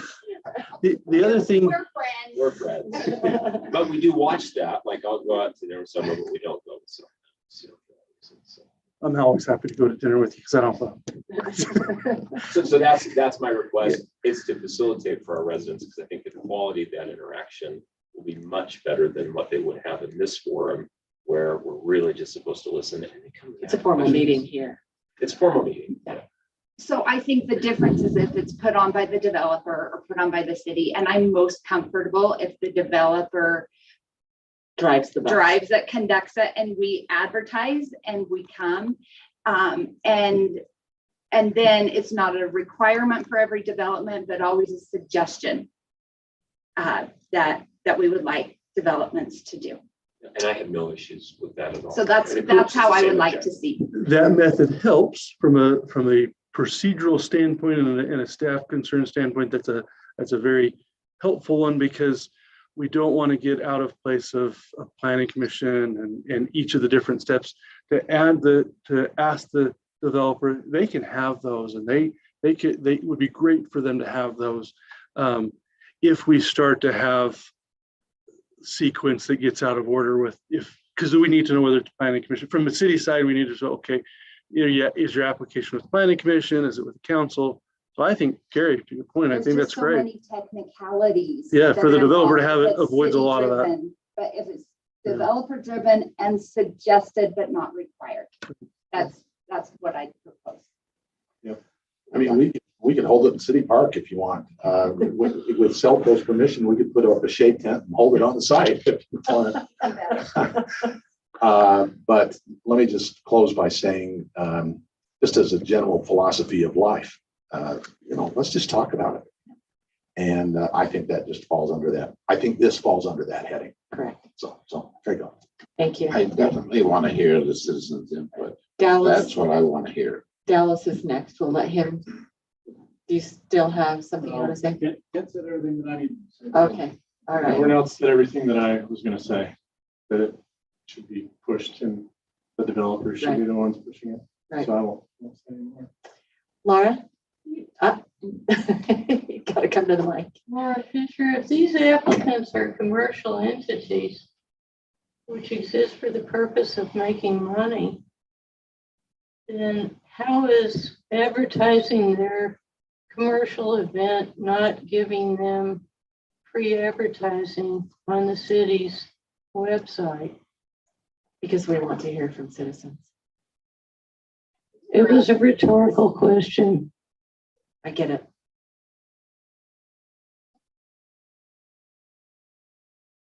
I'll allow anyone else that has a comment to say. Just might make one comment. Okay, Yeah, so I'm closing it to the public. We probably ought to have the stamp approved from our legal counsel as we move forward with this. And if we don't advertise in our newsletter or on our website, I was just curious how the developers, what their method of advertising this to the people could or might be if we didn't put it in a newsletter.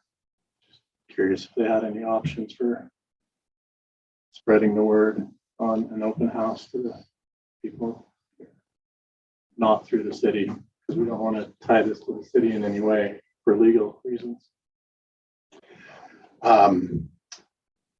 I'll ask my associates to correct me if I'm wrong in any respect on this point. And Scarlett, I extend the same invitation to you, but it's my understanding that we're here tonight based on an invitation and request to be part of this discussion, this item. So the answer to your question is, if it's not going to be publicized by the city, we haven't made a plan in terms of how we would publicize it. But more importantly, I don't know that we wouldn't be holding an open house except for this invitation, which I've already said I think is a great idea. So we'd have to figure it out. We'd print flyers, buy some painter's tape and travel the neighborhood, or we'd go to social media. We'd find a way, but I don't have a more specific answer to your question than that. We can check with our attorney and That- make sure that what said- is good. That said, I think the best way to get the best possible result in terms of publicizing this or any open house is through the city, so long as you can be comfortable with that. And I think it's a great idea to run it by your attorney and see if you can get his blessing. That's great. Thank you. Okay. So as it stands, we don't need a motion on this, right? We just discussion. We'll check with our attorney. We'll check to see what we can do, and then we'll get back. I'm sorry, and one more question, Laura Fisher. I think somebody mentioned a survey. What survey? We put out a survey on our website and in our social media, and we mentioned it in our printed newsletter that we ask citizens to answer the questions. It was how many questions did we I have? didn't see anything in my newsletter about being asked to answer questions, and I've been quite active in. There was a trying- QR code for you to click on. Okay, then I'll just make it a statement. I don't think it's a survey. What you just described isn't a survey. A survey is when you send a questionnaire to everybody in the city who's a voter, resident, property owner, something like that. What you describe isn't a survey if it's a little thing on the website. So I would prefer, or if it were not referred to as a survey, if it's going to have some influence on your decisions regarding these very important matters. And I don't really think I'm alone in objecting to referring to your email list and any send out to them as a survey. And I may still have my newsletter, but I don't remember. It's on there. Well, I think it's objectionable. It was very objectionable in the past, which I've said before, when a quote survey, end of quote, was constantly referred to, and it turned out that it too was something that was done by Utopia that happened to use the 375 or some odd email addresses that people have offered to have on your list.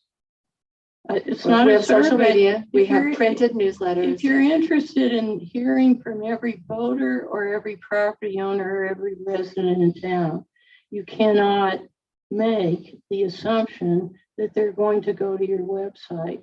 Not all of them even have cell phones or computers, and that's just a fact. Thank you. Kathleen, can I ask a question? Yes.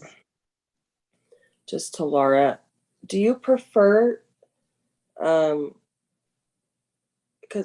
well, we refer to it as a survey and we collect the information digitally. But I think that if you want to fill it out in hard copy, that can certainly be arranged. I know as I've interacted with several residents, I've also given them the option that the library staff is more than happy to facilitate technology assistance. But I guess I just, I feel like the council is in good faith trying to gather information from our residents. We're not trying to be exclusive. So what is your preferred method of contact? Preferred method of Physical contact paper? is paper and a pen or a pencil. And my preferred method of delivering it is the U.S. Postal Service. It's an extremely expensive way to do it. I think it would be very worth the money. It is expensive because it's important. Thank you for that clarity. Let's move on from this. We will check with our attorney and we'll get back and communicate what we need to do. So, thank you. I appreciate your willingness to come and travel a long ways. Thank you. I just wanted to travel, sorry. It's beautiful this time of year, isn't it? It's beautiful up there. Bring your fishing pole and go fishing. Okay. You good? It was your item that you wanted to put on, so, Yes. Okay. Yes, thank you for asking. all right. We have, the next item is an ordinance. We had a request to change our retaining wall ordinance. And so we are going to discuss and may take action on ordinance to amend PCC 10-8-3 retaining walls. Planning Commission held a public hearing on May 11th, 2022, and motion to recommend to the City Council that they do not approve the amendment. So Scarlett, are you on for this one?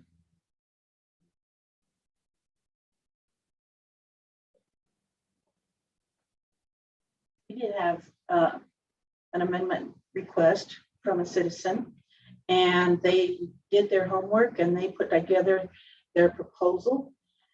And as staff has looked at it,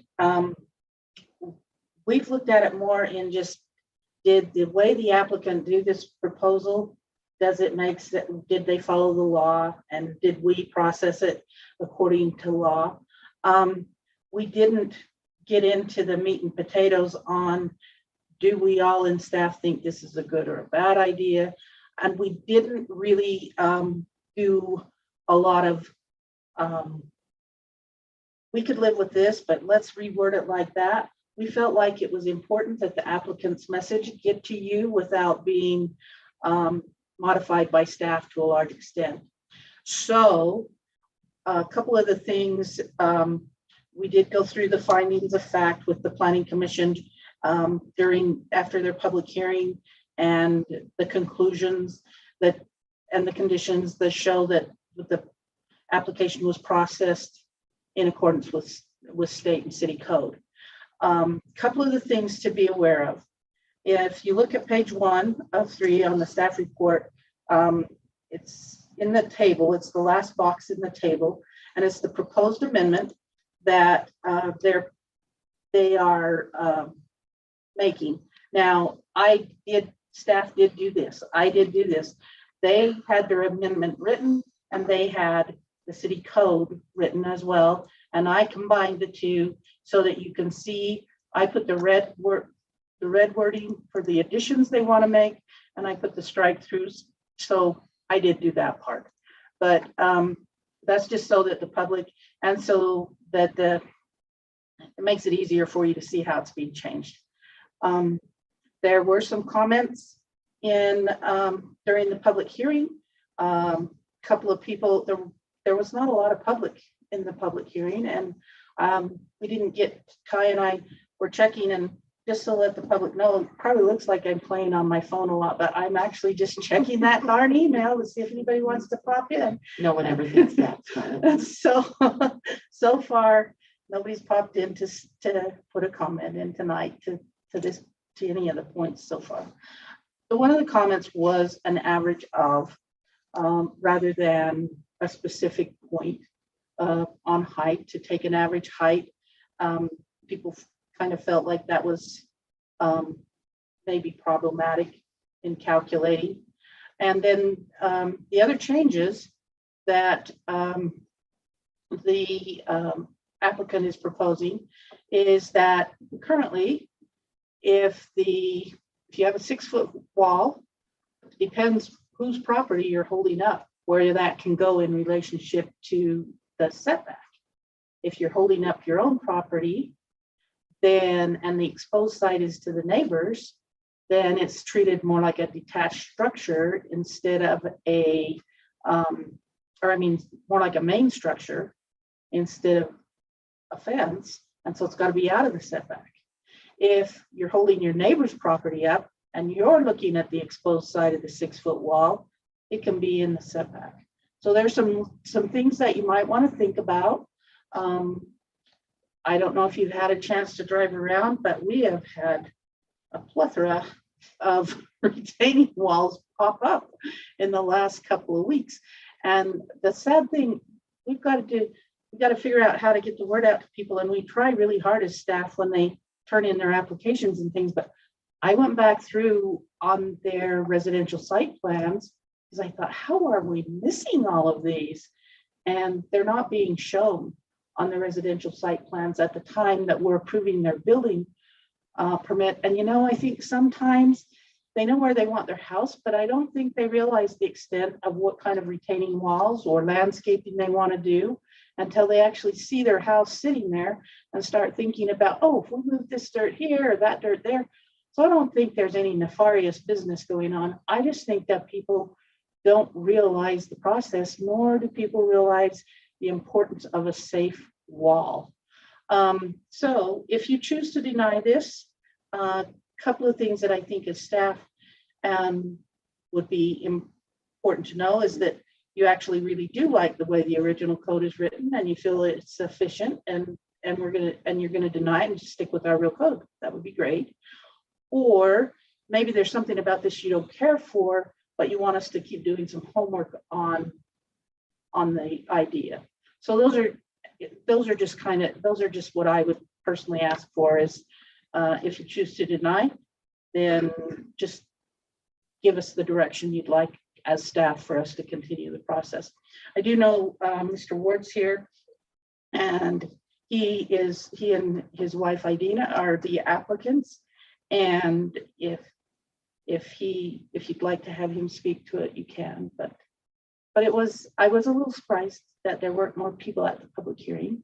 I also know the neighbors that are right next to the wall are here too. So, but yes, there are a lot of things to talk about when it comes to landscaping and walls. Any questions?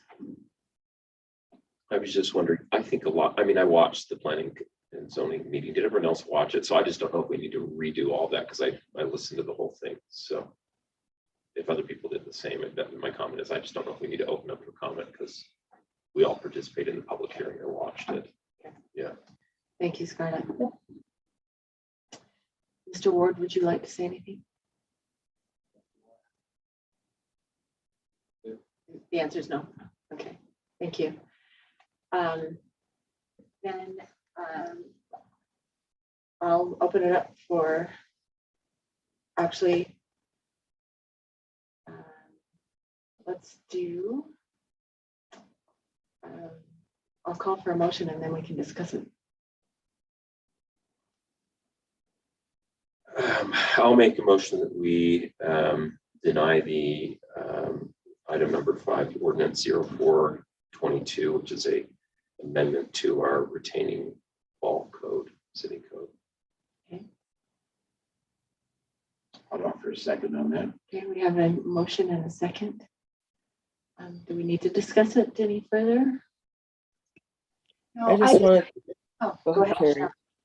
Janelle, go ahead.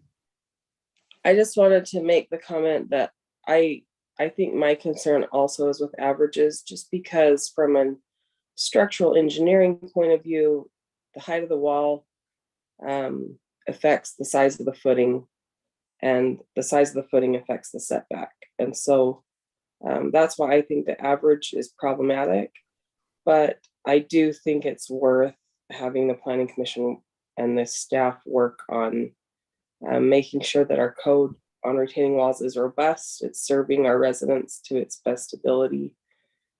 So I'm open to some modifications, but I don't think these are quite the ones that we want. I agree with Janelle, and I also wanted to sympathize with the wards and with the neighbors. And the reason why I'm going to vote the way I vote is because of the retroactivity. I do think we need to look at the code. I don't think these are the right changes, but it would just be such a can of worms to change code retroactively that I can't in good conscience do that. Anyone else have a comment? Agree with Carrie. Okay. I think that we owe it to our citizens to make sure that our codes are correct, that they're safe, and that they are as simple as we can make them. And I think this is one code that we probably need to massage a little bit and look at it and study it and make sure that what we're doing is right for the safety and the convenience of our citizens. So,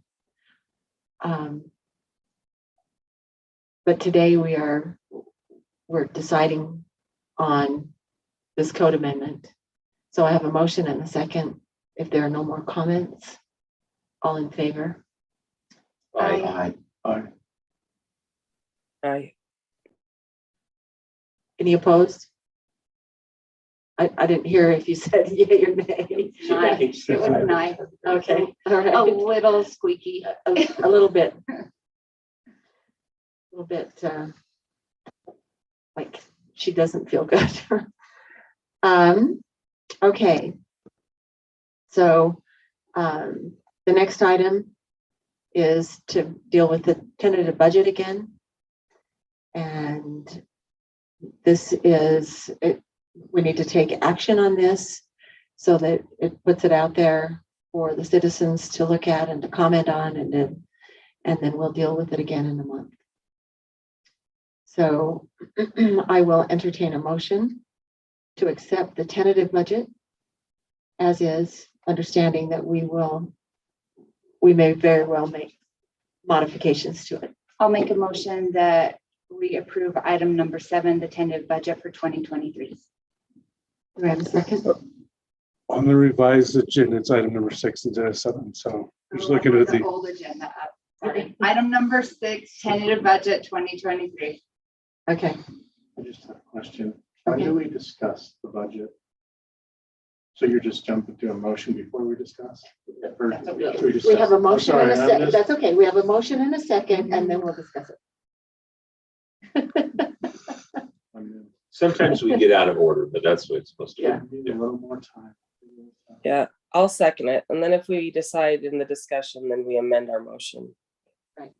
With any changes. Confusing. Okay, so we It's have a motion and a second, and now if there's some discussion by the council, then that's what we Okay. have. So So you're on. I'm on. Well, I was looking at it, and to be honest, I just want to comment to Mrs. Drew.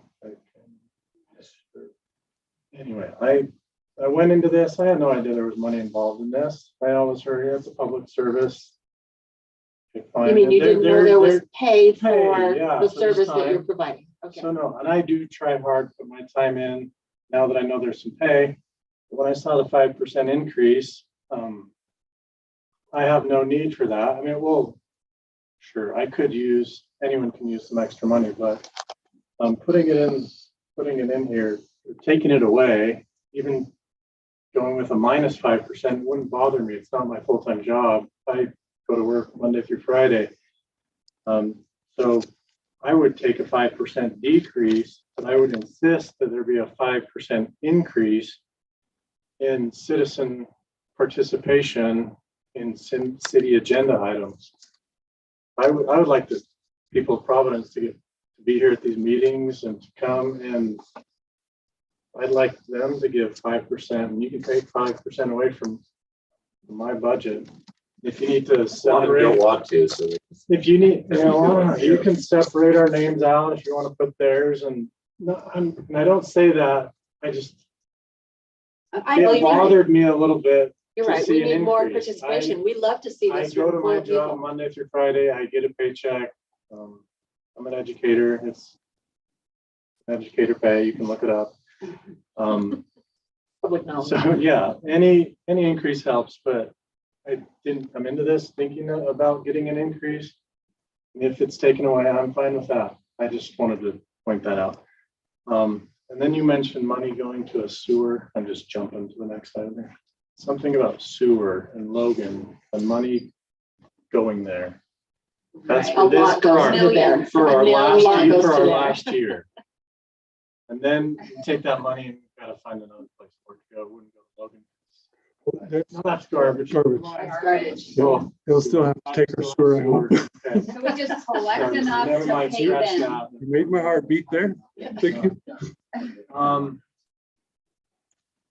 And we have a month to discuss this budget. And so I'm hoping the people will look through this budget and participate in this discussion. That's our hope. That's why we Even give a if month. it's 5% more of the citizens, I'd love for them to take some of their time throughout the week and look through this. And just take it from my 5%. Because I'm not an expert on all these budget items and numbers. I've looked through it, I've asked you questions, but I still believe there are experts that live in our community. They can come in with their knowledge and help me make better decisions. So that's all. I don't think anyone on the council came in for the money, and I when, wasn't saying you were, sorry. and I know, wasn't saying you I, were. and I didn't take it that way, Okay. but there's a lot of hard parts of being on the council. There's a lot of being blamed for things that were done prior to when we were on the council. There's a lot of hate mail and things to research, and it's not $5,000 for this meeting. You have 5 highly qualified and intelligent people on the council that are spending hundreds of hours on behalf of the citizens and knocking on doors and talking to people and researching and making hard decisions. And that raise was to put us on par with cities of our same size within the valley, right? Or was it within Utah? Cities of our same size. We had it. We had all the cities across, and it is cities within our size was on it in a variety, but those that are full-time are off. I mean, Yeah, that doesn't compare us to big cities. It's No. cities within our size, within our state. And so it puts us within the average range, right in the middle. And when we did it, we weren't comfortable taking it for the current council. So we took it to become effective upon the new election, to put us on par so that council members can be retained. It makes a difference when you're being compensated for those hundreds of hours. And like Jeff is saying, the learning curve is huge. It takes a couple of years to wrap your head around the budget and the millions of dollars that are going to sewage and what's going on with the garbage and what valves are being put in where. And so that extra money is an intent to retain council members in the future so that there's not so much turnover and to compensate people for the time that they're putting in. I have another part-time job and have 5 children at home, but I'm putting in 10 to 20 hours a week on city council, on research, on trainings, on looking at contracts, on reading ordinances. And it's okay to be compensated for service that we render. I'm also fine with taking off the 5% if that would help public sentiment, but I think it's important to know it puts us on par, right in the median of cities of our size in our state. Well, you also have to consider the travel, driving around. Gasoline is not inexpensive. And so the travel back and forth, driving around, going to look at things in the city that need to be taken care of. So there's a lot that goes into that. Having mean letters written to the editor and having thick skin to let it bounce off of you when people in your neighborhood are upset about a decision that you make that you feel is in the best interest of almost everyone, but not in their best interest. It's not an easy position to be on the city council. And that's one thing that can make it a little more attractive so intelligent people will continue to do it. I have some things I wanted to discuss on the parks portion of the budget, but I don't want to monopolize this comment section. I would like to make one comment regarding that. One thing this administration has done is required goals of the council people. These are not agenda items. These are what we as individuals see necessary that we would like to do something about in the community. Those goals through this administration, we feel an obligation to go out and perpetuate those goals and do something about them. And we do that on our own time. And we confer a lot with Ryan and others regarding what we're doing. The mayor sat in on the meetings with emergency preparedness and stuff like that. We're trying to do things on our own that are not agenda items to serve the community in areas where we feel that that service needs to be rendered. I know Carrie does, like Josh does, and so we all do. And so that's why the goals are actually identified in the budget. You'll see we are doing something in addition to just sitting in these meetings and trying to make decisions. We are doing a lot on the outside. I think it may have been a full-time job for Janelle during the legislature because she was going to Salt Lake multiple times a week to represent our city there. And so was Kathleen. I mean, they were making serious, almost full-time commitments. And I didn't get paid for my gas to go down there, you know. We do it. I didn't run for anything because of the money. That's what we're here. But And it pay- helps to soften the The blows. pay is not worth the time, I mean, not just driving around, but the thought you're putting into it day after day, Monday to Friday. Still, you can take that 5%. But I want to hear from I want 5% back from the citizens. I'd like them to come and comment on this budget. And So if so you I'm want to the drop feedback. mine, you can still drop it because. Well, there are emails No, available. so, There's information that there are ways to get information to us. Letters. So my comment on the pay increase is, number one, I appreciate Ryan. Ryan put that in there. You know, I didn't know that until I saw it in the budget, just so you know. I don't think the council wanted to request that, but Ryan has thoughtfully been doing that because this position is an interesting hybrid between being a public servant and also being an employee of the city, you know. And in that employee relationship, I think residents have an expectation because they're being compensated, they're getting something for it. and for that reason, if that sometimes might be just a little bit of incentive to get people to run. You know, we had one mayor candidate run this year. You know, she ran uncontested. I did have a contestant. Well, early on, but I bring this up. But you didn't have 5. You want to know why? Because being the mayor is a really hard job. You know. And I think there are some of us, and I think maybe after my term's over, I might feel this way. I'd be like, I don't know if I want to devote 5% more time. I actually just want to delegate that to somebody, and I'm willing to do that. And a lot of people, and I felt that way too, because you have to make really hard decisions regarding like neighbors, like the wards and Steve's. Those are my neighbors. They had to make a call on their property, and I've met with each of individually in your homes and talked to you about it. So that it is a public service in that regard, but at the same time that I hope that money provides incentive enough to get enough people to run, so we get good people on the council and a good person as our mayor to be our mayor. And for those that don't want to be actively involved, and that's their right, and I respect that, because I think I've been there too. I'd actually be like, yeah, I'll pay my $50 this year to a council member and let you kind of deal with it for me, because I don't want to go to all the meetings. I don't want to research the issues. And so I feel very much like I'm working for those people. I do agree that we did do a pretty big recalibration last cycle because we had never adjusted city council rates. I think it needed to be done. It was clear we were at the bottom of all of the peers. I think that's been done. Ryan, I recognize the wisdom of what you're doing, because you always try to do this. You want to kind of try to keep pace with things so we don't have to do that again. I know that's why you want to do it. You don't want to have to do this in 4 years where there has to be a larger adjustment. But I, at least for me, I can't speak for the other council members. Certainly Carrie and Janelle work harder than I do. They probably should take 10%. Janelle should for sure. For sure. She should probably take half of all of our. Have all ours. But for me, it's Yeah. Ryan, for me, it's not a big deal. And so I would say, sure, take it off. There's no concern there. But I do appreciate the discussion that was there. And I appreciate the editorial in the newspaper. Actually read that, and I've never actually spent like a good few hours just kind of trying to figure it out in my own brain when I thought about it.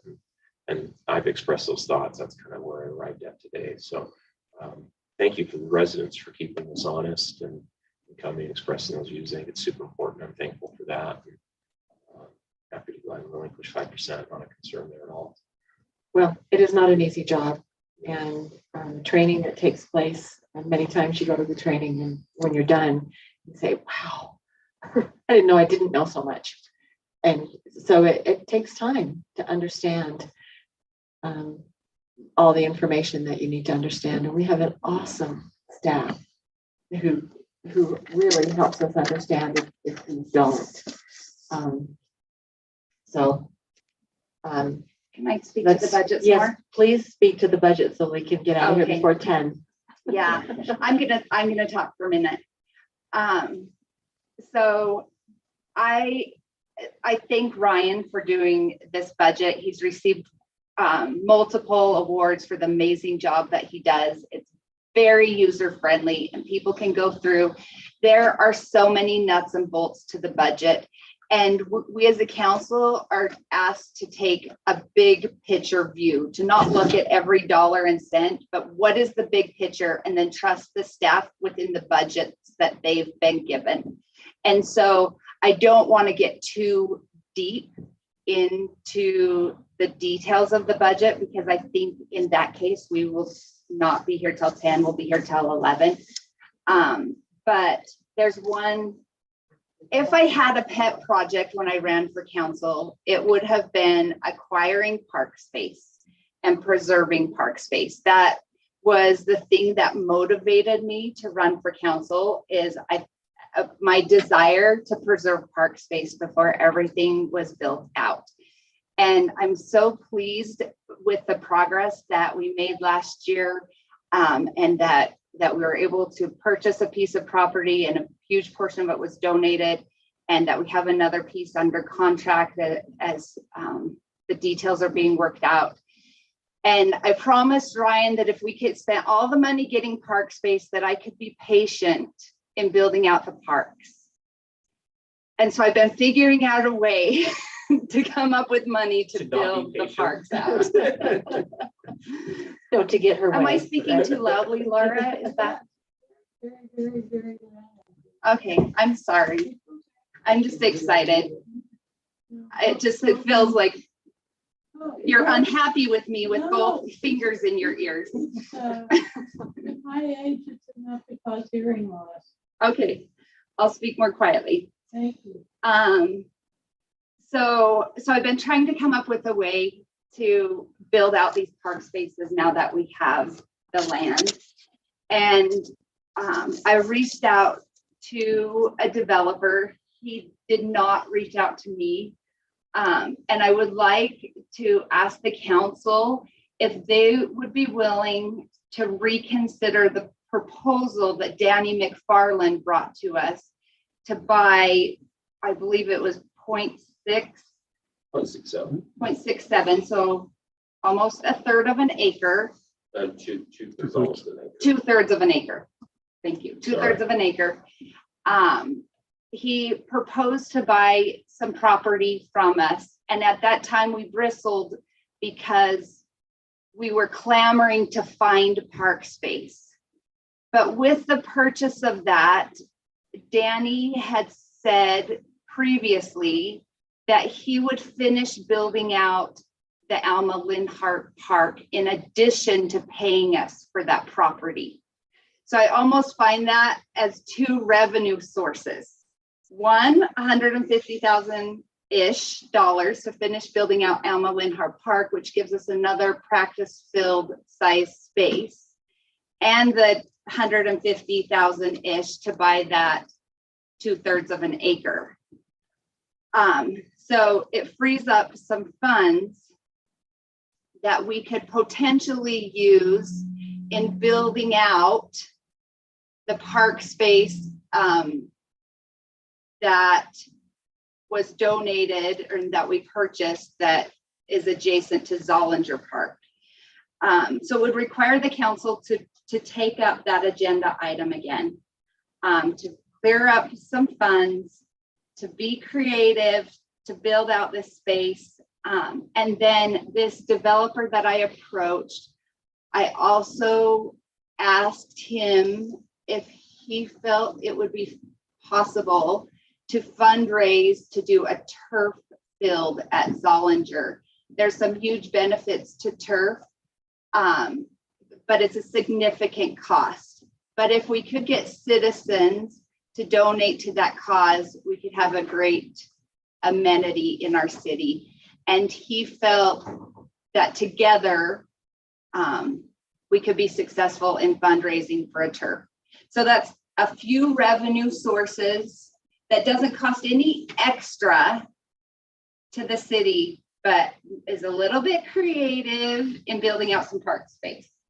Is that something we could entertain? That's not something that we as a council can discuss at this point because it's not on. Right, we can't. I think you could discuss it as far as the park. Bringing it onto I mean, agenda. that's fine to discuss as some of those other ones. I say purchasing property, if you're gonna discuss into that realm. Right, putting it on a future agenda. Negotiations are done in closed session. The approval of purchasing property is an agenda item. So committing. Well, yes, and selling is likewise. So yeah, you're correct. Selling property would be an agenda item to be able to discuss the actual decision of making it. The budget, as what she's talking about, the budget, as long as the discussion is moving buckets between years and trying to make a balance, that I think that's within the discussion, moving around budget items. Great idea. So, It's a great idea. I like to show 5 years plus to show this ability of conversation and sure. So anyway, I just told us the Alma Park. How much is in the budget for this Alma? Lenhart? Lenhart. How much is in the budget for this park this year? so that's a good question. For this year that we would be going into, there isn't budget to go into this year. 150 next year. But 150 next year and yeah, so in the fiscal year end 24, so it starts in 23, ends in 24. So if you can look at that, I've kind of highlighted it here to try to show where it's at. Right, so 150 there, and the other amount I think she's talking about is this 100,000 in the next year. So the thought, if you wanted to do something on this, is that if we worked on planning and design, and then bid out so planning and design in this fall, bid in the winter, and if it started construction after July 1st of next year, then that would be where this money would be at. Does that make sense? That's the July 1st of not this July 1st, but next July 1st. But we would still have to design, engineer, and bid out a project before we spent funds like that and fundraise, because we'd be doing that. So On the turf for this Alma Park. yeah, any of that, that's the kind of the cycle of construction as we design and engineer in fall, we bid in winter, and we construct in summer. So my thoughts on this are, number one, I love Carrie's enthusiasm and her go-get attitude and way to get it done. So I love that about her, and I think that's great. Personally, I think the discussion about, the selling of property and Danny's line is a whole other thing, and I bristled then and I still bristle now. So I think there's a separate discussion on that. Regarding moving money from one year to the next, which would be relevant to this budget cycle, that feels premature to me. As far as I'm concerned, there's no reason we couldn't do a mid-year budget adjustment if we had to. And I would rather do that after having the discussion about Danny. If we're going to do it, it feels like a little cart before the horse. But I'm totally on board to have the discussion because I'm just one council member, and other people may feel differently. But I feel like I like it where it is. It works pretty well, and if we want to proceed with that, we can do a mid-year budget adjustment. Yes, we can. Okay. Yep. I like that too, Josh. I think that's a good idea. I think I like Carrie's concept, but I think it needs some further review, understanding, and legalities of disposing of property and that sort of thing. We could open it mid-year if we make some type of decision on that. We could do something later on. Great idea. And that's great when we have council members who are looking out for our citizens and are looking for ways to accomplish things that we can all use, but it doesn't come out of the city coffers. So great.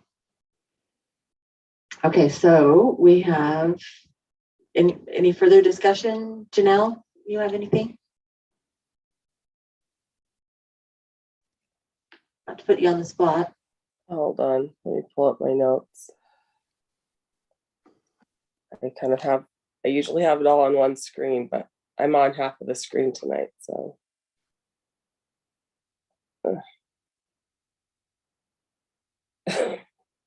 Let me pull them up. Does anybody else have anything they want to start on? For rainy day kind of things. So that's a good question. We set aside savings in order to build projects. We have, if we don't utilize that for a project in a current year, that goes into basically our savings. And then we could utilize that savings in a future year and budget for it. So there's not necessarily a specific rainy day item. We work on a balanced budget. Our income that we need should be expenses, and then the transfer off from the general fund to the capital project. And we may not get to all the capital projects, but it's kind of built that way. We have over time built a bit of a rainy day fund, but we do work on a balanced budget. And so we're not saying save 10% each year. We are saying, hey, this is the project we'll need this year. We look out over time and can run a surplus in some of them. If you look, some of our other funds, we kind of run a projected surplus on those because we're not ready to do that project yet. But in our general fund, it's a balanced budget. We can't ask for more revenue than we need. So The debits have to equal the credits. yeah. But Ryan, sorry, Jen, you follow up? My question was, trying to remember this from last year. We had a lot of interest revenue last year, and we got a reduction of that, about half this year. Can you speak to that? So we had a budget we expected. At that point, if you recall last year, the interest rate started to fall from the PTIF. That's where we save it.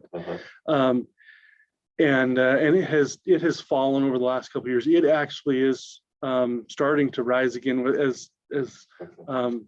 but because it follows the trend, it says, yes, we had budgeted more. We didn't really receive as much as we thought we would last year. So we're being a little bit conservative, but a little bit more this year. So that's what that represents, and subsequently just straight line that from 23, 24. yeah, we're kind of seeing and saying interest will kind of proceed. But we are investing, as we had talked about, we are investing a little bit into some the capital ones as we had proved. So we have had some that have locked in at 2.5% to 3% on different bond investments that would kind of had a bond. We'd agreed to be able to set aside some to be able to have that investment. I think we talked about it a couple of months ago. Anyway. Can you speak to, I know this is always touching. I just, whenever I do this, I want you and the staff, remember we talk about salaries, isn't that just like the hardest? And so I don't want to be straight with you there and know how much I appreciate your work. Were we really at 9% consumer inflation? Because when we did this for a company 2 months ago, I thought we were at 8.2 last year. But did I have that number wrong? It's a great question. So it depends on where you pull, but let me just show you where I've pulled, and I can give. So my Excel sheet has more data in it. So at this point, we've pulled the consumer price index for the mountain.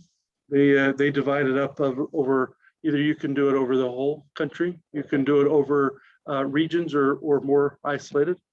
You probably pulled a national. And so this is the mountain specifically.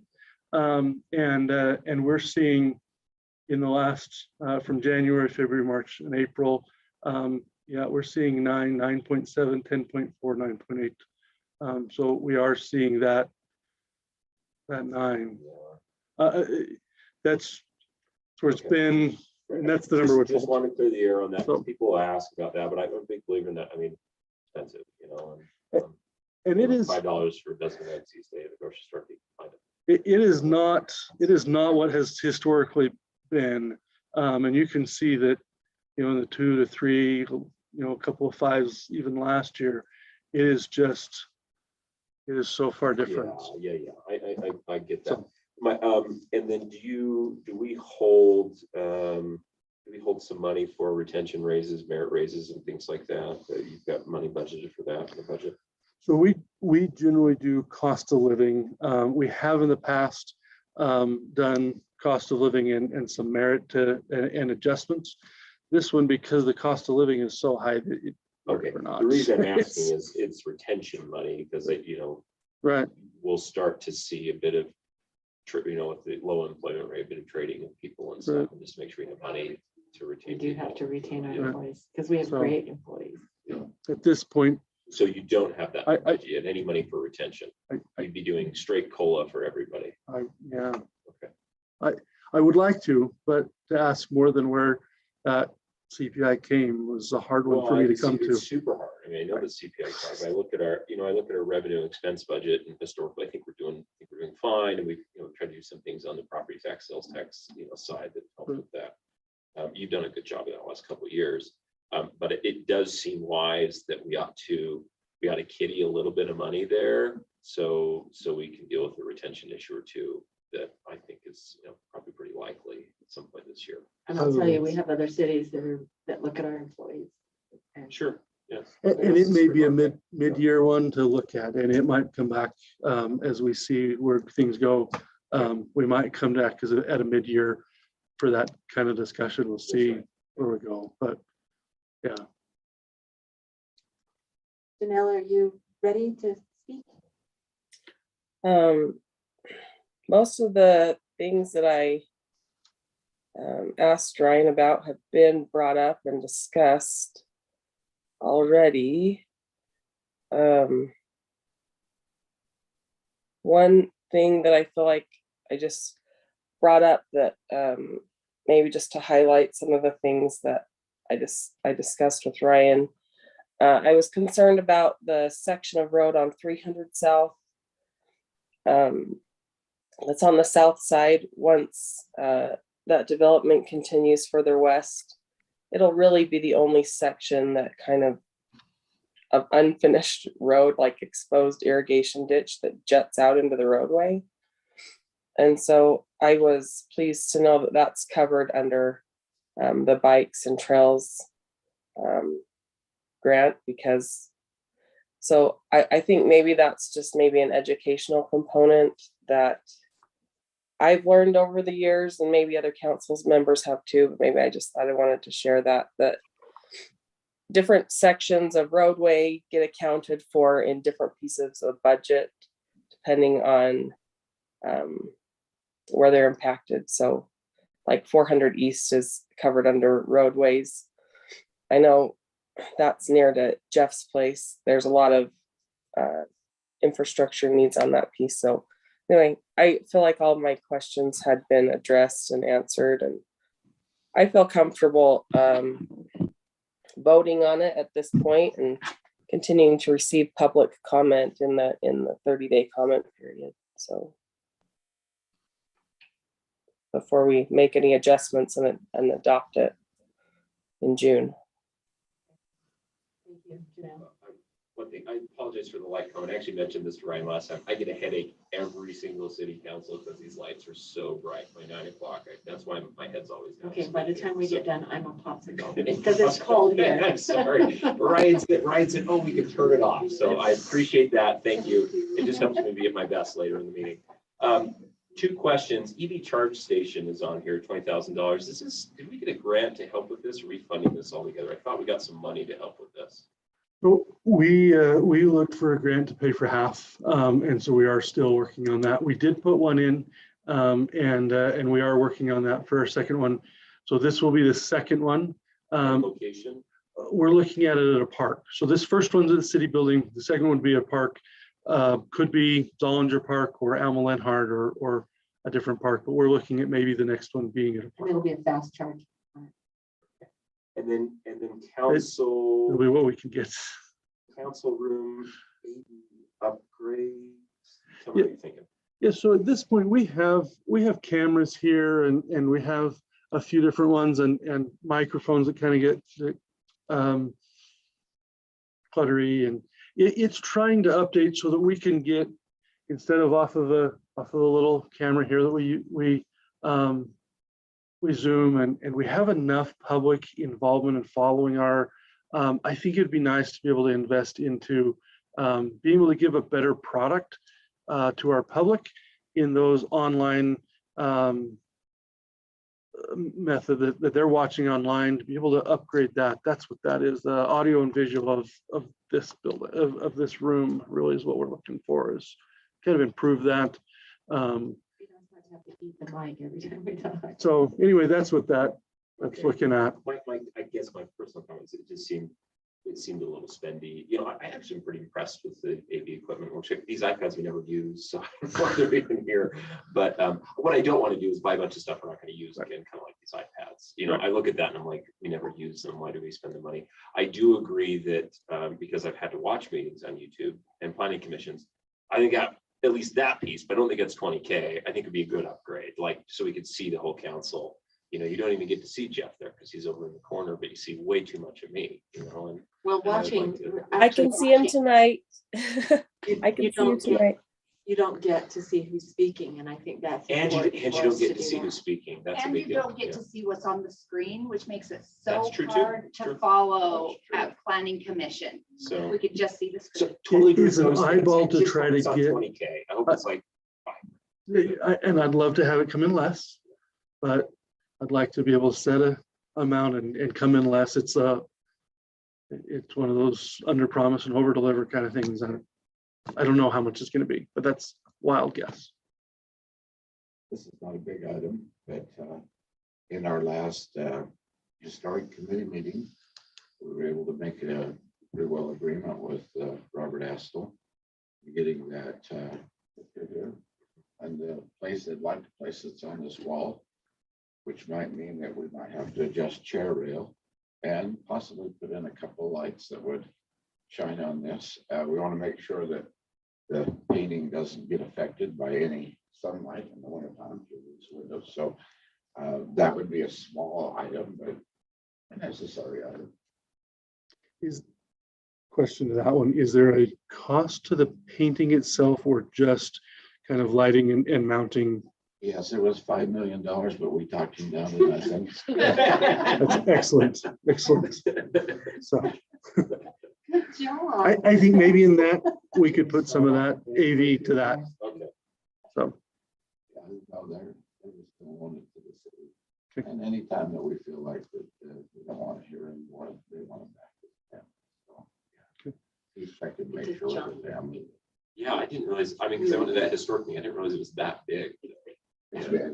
It's a good size. It- One of the daughters tried to put it in her house and said, "Nah, this isn't gonna work." Because it's really big. It's gotta be about 5 by, what, 10? 7 or 9. I can't remember. I should be able But to it's tell you. big. It's big. You'd have And to the have a frame, massive wall. I mean, that includes the frame, but the frame is a big frame. We figured It's it would beautiful. fit on this wall here. They're gonna do some checking, so, yeah. do you, just getting asked, do you have an estimated cost?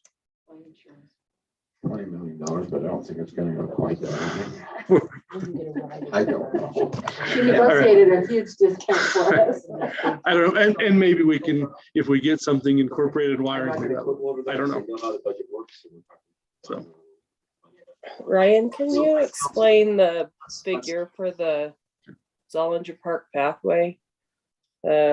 Almost $220,000. What will that cover? that covers, this is from CMAX, what's an air quality. It would cover a path from Center Street through the park and take it to the developer property to the west of the park. The developer would pick it up from there, and it would include a mid-block crossing to cross the Gateway Drive, and then the developer would pick up the route from there to Macy's.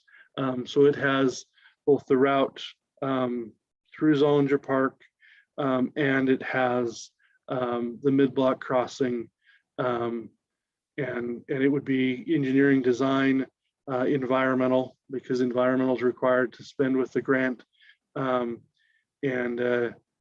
it would be construction. So it's design, construction, and environmental for the entire thing through there. So there are also Okay, talks. so we've been awarded that grant. That's correct. And what does the mid-block crossing include? Just like lights and a site and a crossing walk, or is it more substantial than that? No, it's more substantial. I think it's pedestrian activated, I believe. So it would be a button that would be linked on those sites, so that the lights would turn on when somebody's there. Surprising how expensive lights can be. Yeah, very expensive, very expensive. So, but that's kind of what we're looking at.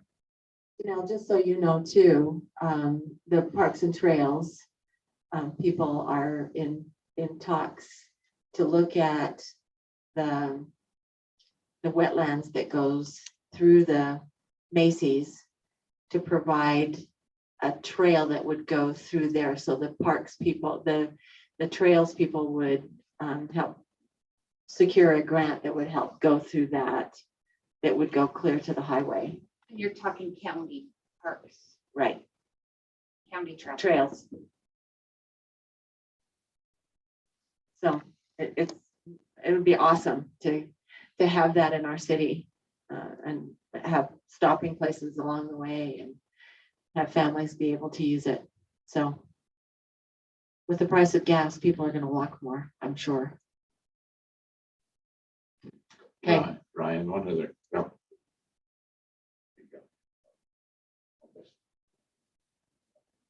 Okay. All right, I I'll just allow. have- I just have a question. Okay. This one, Providence. Councilman Speth, I just wanted to ask you, is that Ed Thorpe's painting? Yes. Has that been appraised?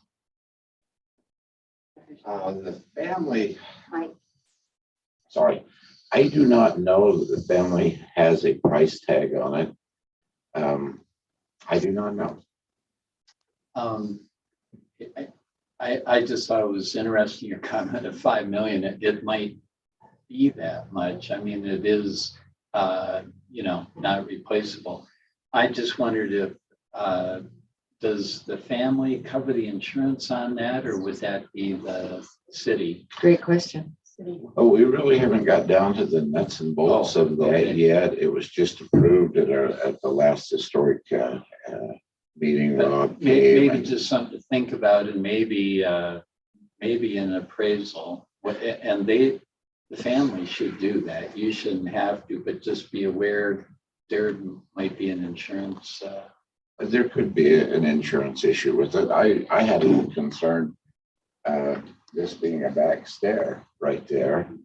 And if that door could be pried open, it'd take quite an act to get that painting out of here because it's pretty good size. Yeah. But nevertheless, if somebody wants it bad enough, that's the thing. So, I just had that question personally. And just a couple other quick suggestions is one, if it is going to be on that wall, you might want to check if these windows have UV filters on them, or you could do that. We And talked also, about that, yes. and also the lighting. Yeah, we didn't talk about the lighting other than maybe some lighting that would be UV protected to Yes, shine on okay. it directly.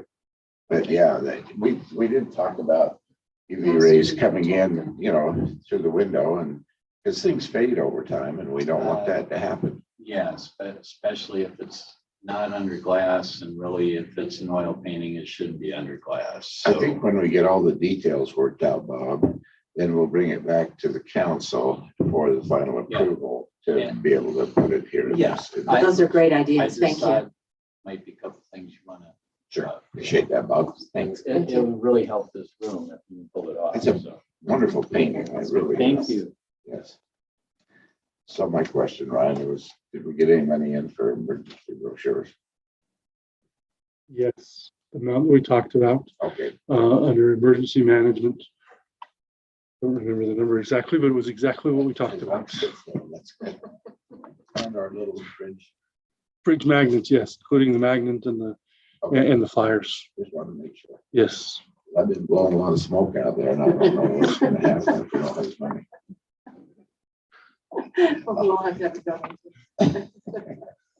Our flight just done. Yeah. so I- Okay, any further comments? I just ask one more Yes. amount, just take this one piece at a time. We have a citizen here.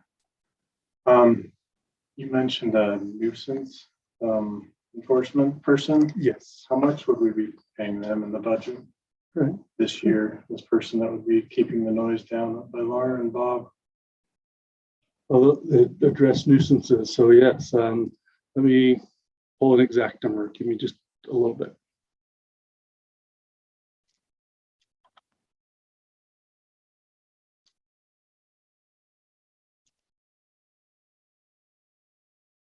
Is this a full-time thing?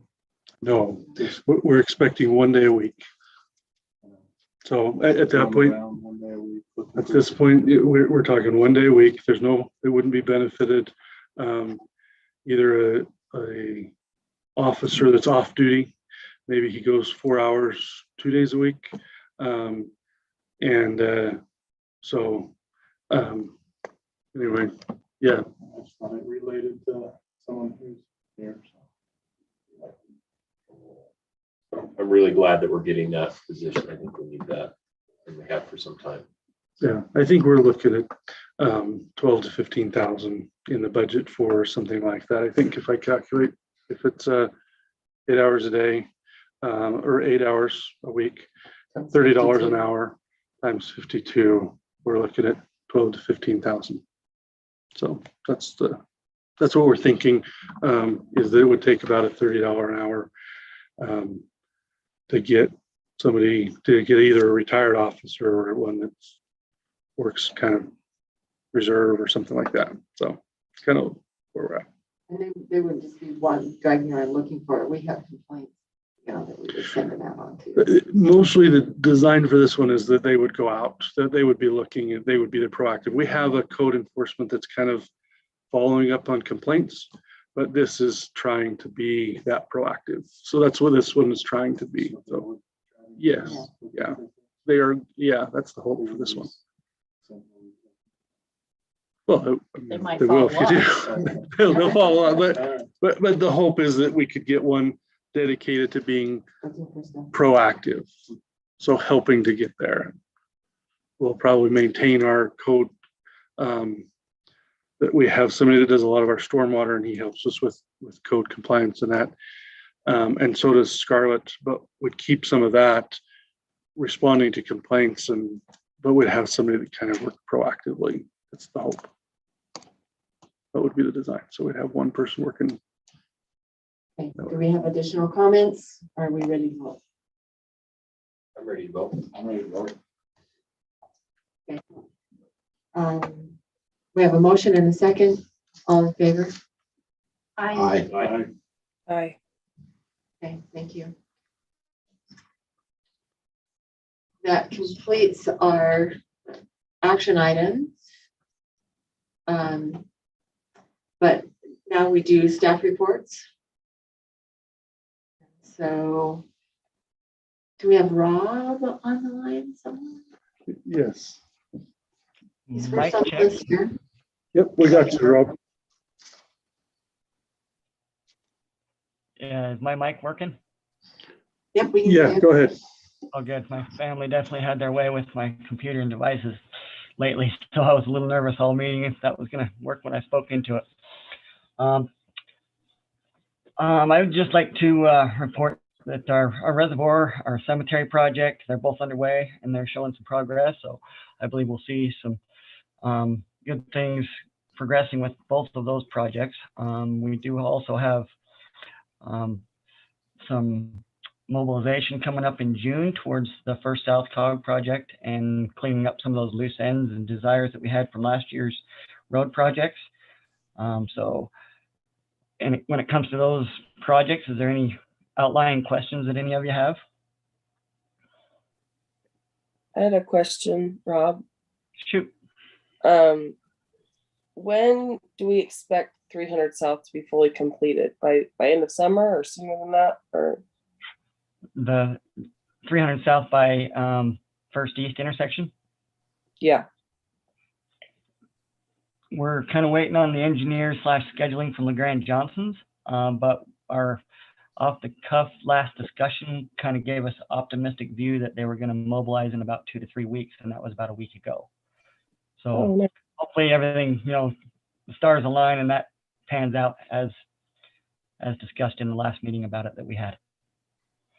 Oh, great. And then I had one other question about Hillcrest Park. What's going on there with the lawn and what's the plan to address that? I believe we're going to do some more overseeding on that. We power seeded that, and the green thumbs that gave us some advice and some extra help last fall are still optimistic that the seeds are germinating. That's just this cool spring that we've had. It's not coming up as fast as they had hoped, but I think we're going to have to take another step towards getting that back up to a par situation, because it's definitely under par. And I know that Shane's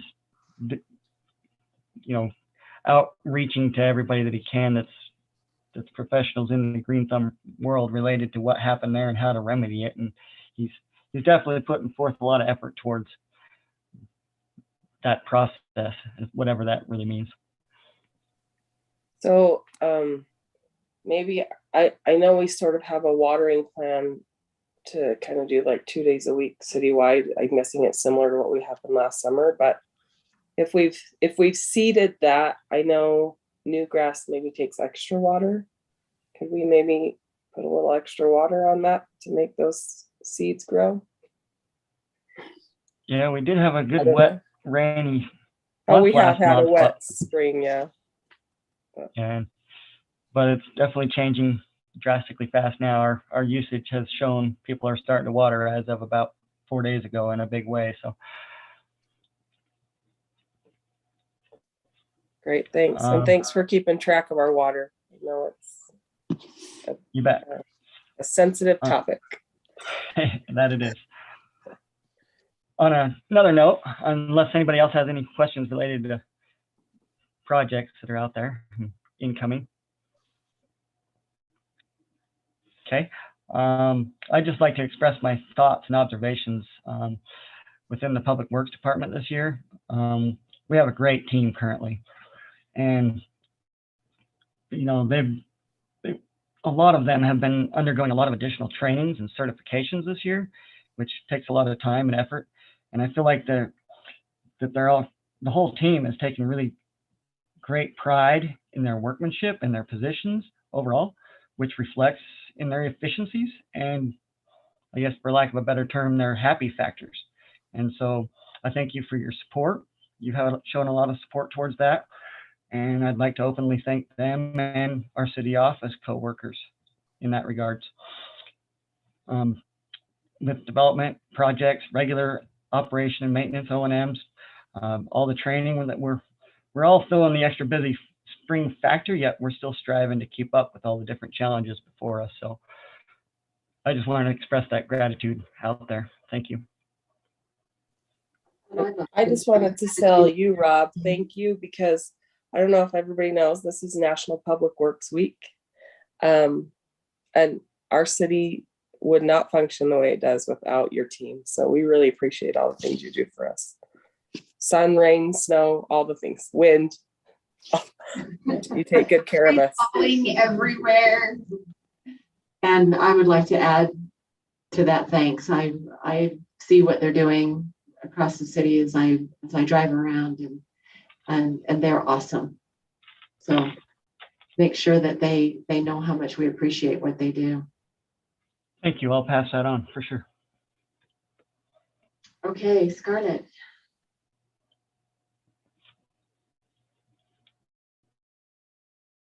Well, we are in our busy sports season. With T-ball, kickball, softball, baseball, that's all just starting this week. That goes from ages 3 up to 14. There's over 400 kids that are involved in the next 6 weeks. You'll see them real busy. We support South Cache Soccer League, so I don't know. I know there's a grundle of cute little soccer players out there because several of them belong to my kids, but so I don't know their numbers, but our parks have had a lot of, when it wasn't raining, we were out there on those fields. So thank you for everything that you allocate so that we can keep those parks going and people using them and having fun. It's getting to be concert in the park season. Carrie's got some great people lined up. So we'll be starting that. You'll see that kind of thing. We are having a lot of retaining wall issues. I do have to say, we will be working on that.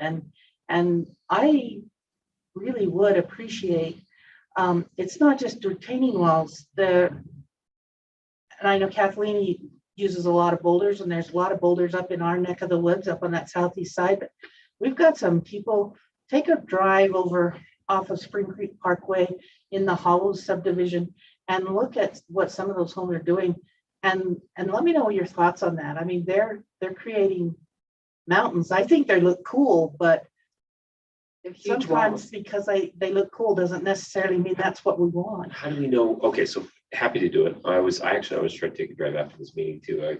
But how do we know what has been approved and what hasn't? Like if we drift through there? Probably nothing. When it comes to rock Or what's wall, it when called? it comes to Okay. rock landscaping. So just observe. I just don't know if I'd be looking at an infraction or if I'd be looking at something. I'm not that's okay. I'm not asking you to look for infractions. We actually are going to be a little bit proactive on that. But what I'm looking more interested in is, what do you really want to see? What do you want to allow? What do you want it to look like?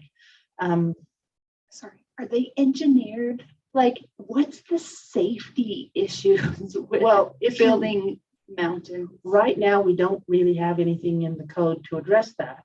And I'm just asking that you go out and look, and if you like that kind of look, then along with this retaining wall stuff, I talked with the mayor a little bit about it today and showed her a couple of pictures, then we'll look into that. But if you don't like that kind of look, then we can word that as well. One thing I have observed, and I've heard from residents I've brought up before, but is the mega outbuildings. That I don't like that look.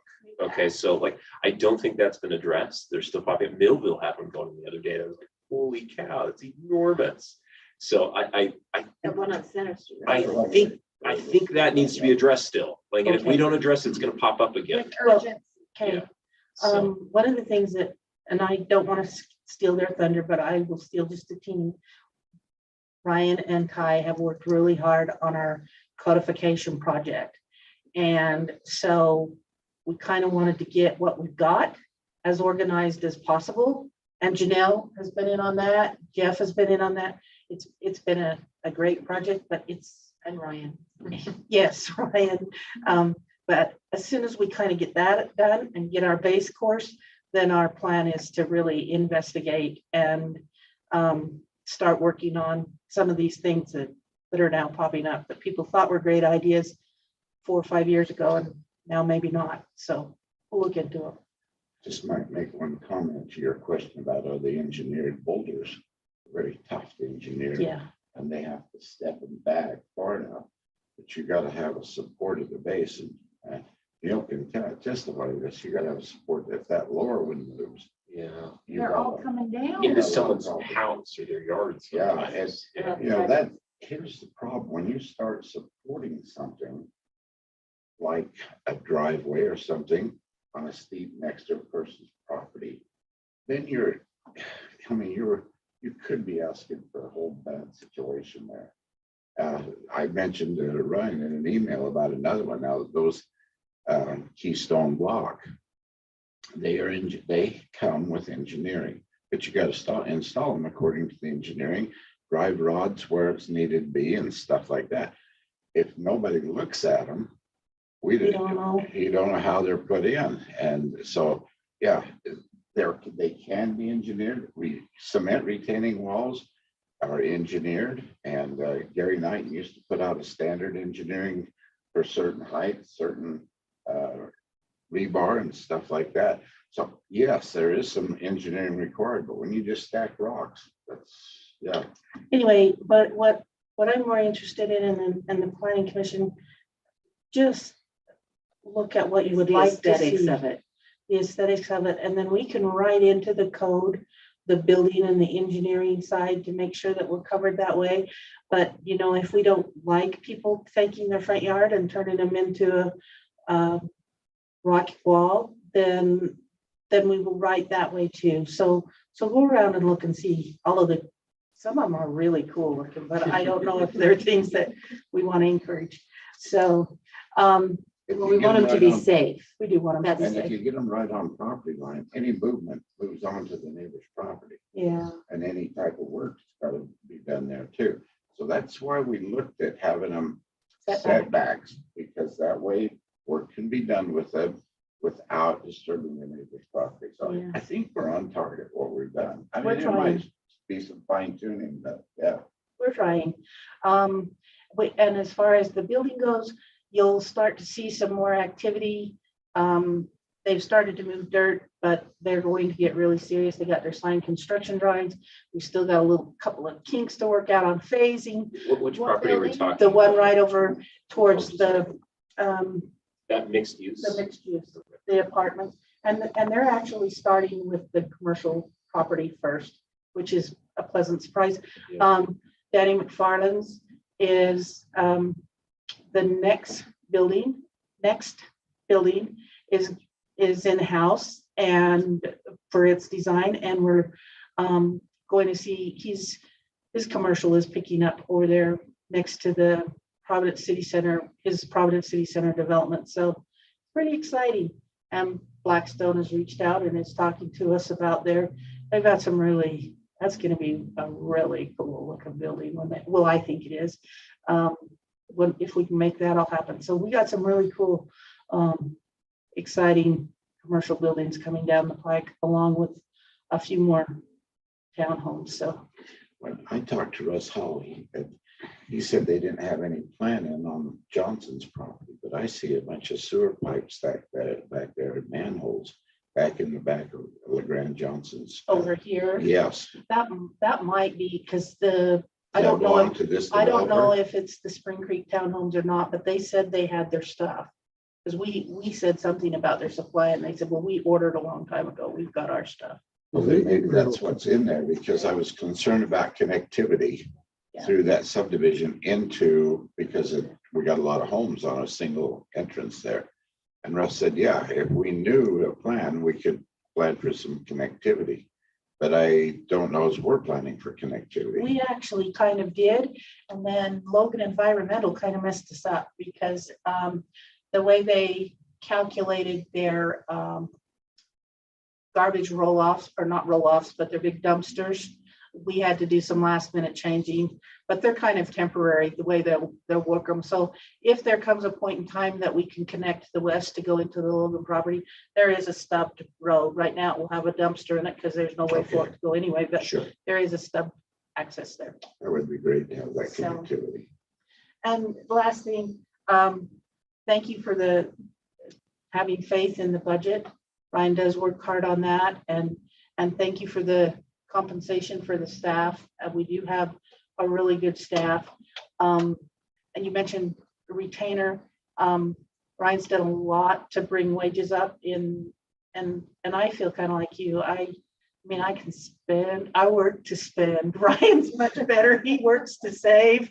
I like to spend. I do have to admit that.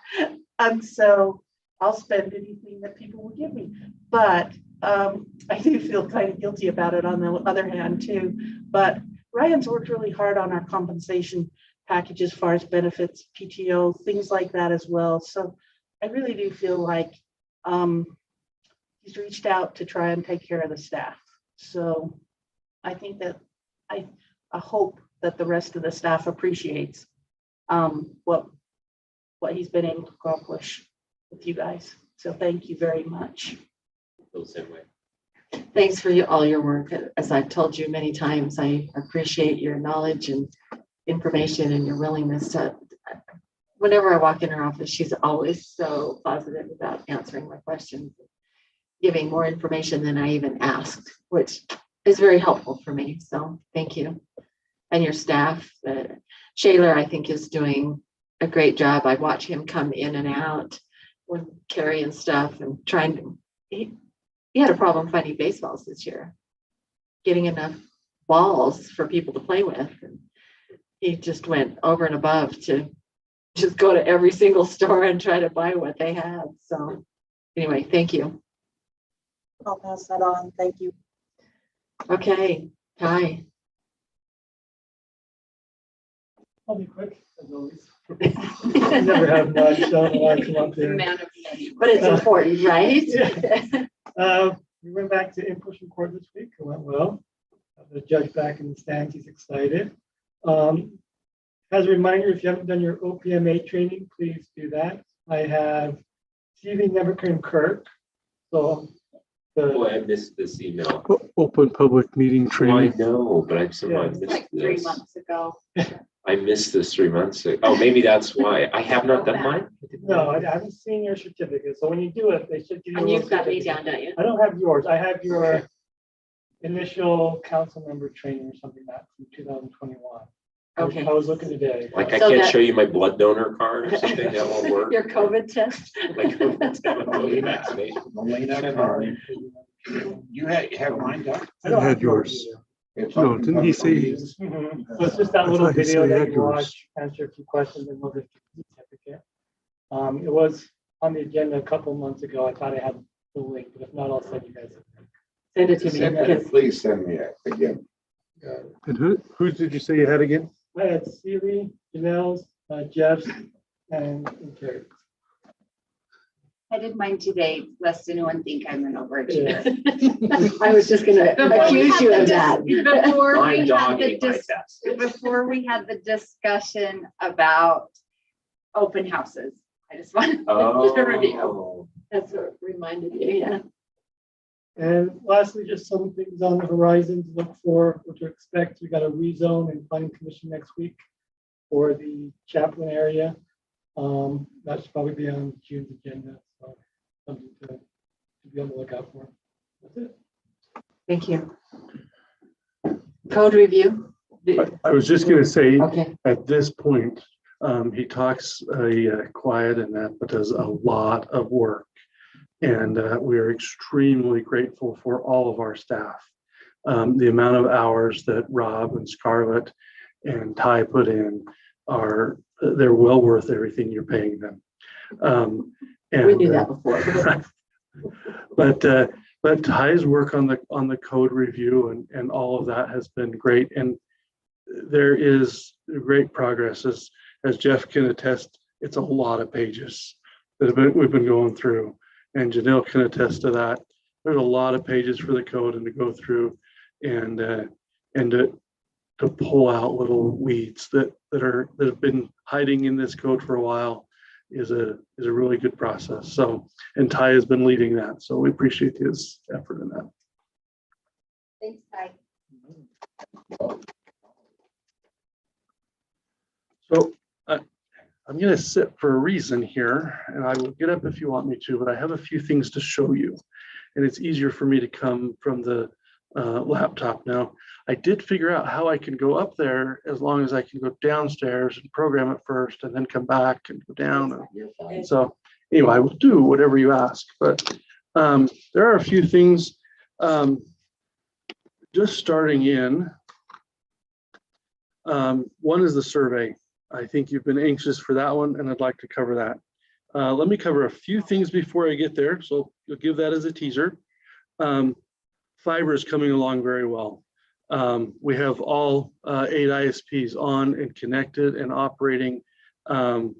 We have over 50 customers right now online.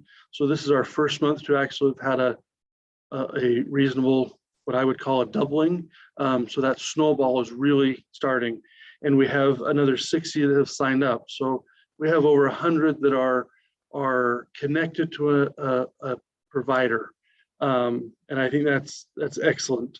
We have over 600 that have fiber to the curb. So we have in this last bit lit fiber to the curb, not just conduit and some of that, but some of these things are really actually starting to come together with this fiber project. Has been a little slower than what we had originally thought, but they're committed to still completing within the time frame. They're working on several different issues, and during construction, nothing is ever just pretty, and that construction is always messy, whether it's house construction or road construction. There's always a mess until it's done, and we have one, and we understand. But it is coming, and we are making progress. So I would kind of a little on the budget, but on a side note, I track the past 10-year history of where we've had. An interesting thing in this year, we will have more grants and spending of more grants in this year between all the different ones we have and projects we have than we've received grants in a 10-year window before this. So keep in mind, we're working hard, and it takes a whole effort. I would say To get the grants, but to administer. and to get through them. So we have received for the second time in a row, we received the National Government Financial Officer Association Distinguished Budget Award, which is a great accomplishment for us. So anyway, we appreciate that, and it works. The amount that has been accomplished by the council in the last 2 years, I think is amazing for where it's come. And at this point, I've been here just over 2.5 years, and we're all in this new together. The senior one experience is Scarlet here, but the rest of us have all come in that 2.5 year period of time, and to be able to see what we've accomplished together as a group is great. So then I'd like to go kind of into that survey. Now, I realize I'll call it whatever you want. It's Survey Monkey, and so I've called it survey because that's what I think they do. But I'll call it whatever you want. This is not in any manner. Sometimes I have done, just because I've done this, sometimes I do call a poll because people feel so much less threatened by a poll. So we'll just use the poll. If you want to poll, yeah, it really is not scientific. It's not this is just, yes, it's a questionnaire. We had questions, they gave us answers. And I'm more than willing to do that. I do not want you to think that this is scientific, that we have standard deviations on any of this. It is not. It is simply as if we invited everybody from the public to come, and if we receive 200 of them and they answer the same question. And so we got about 200 responses as of this day. We haven't closed the survey, so we welcome more feedback and comment. I'm just trying to give you kind of a summary of what we have received, and give that the questionnaire. Yes. So much better than like we didn't do anything before, right? Like I don't remember. So it's better than no intelligence, I think. So this is our second time doing a satisfaction one to have a compare. We had a baseline, and now we have a comparison, and we can say, are we feeling like You know, is the wind, are we thinking we have some improvement? So, okay. So, and it is, and our wonderful intern, our high school intern has helped me put this presentation together. I'm really excited for him and I appreciate his effort.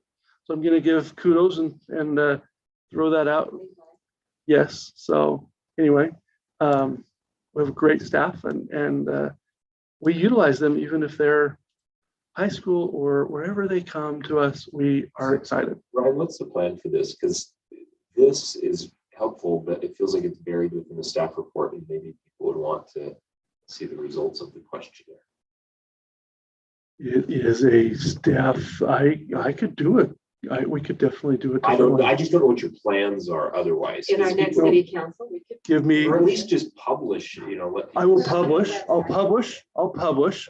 So I think this is gonna take 10 minutes, 10 to 15 minutes to give you an overview. Yeah, but yes, then I would send out the information.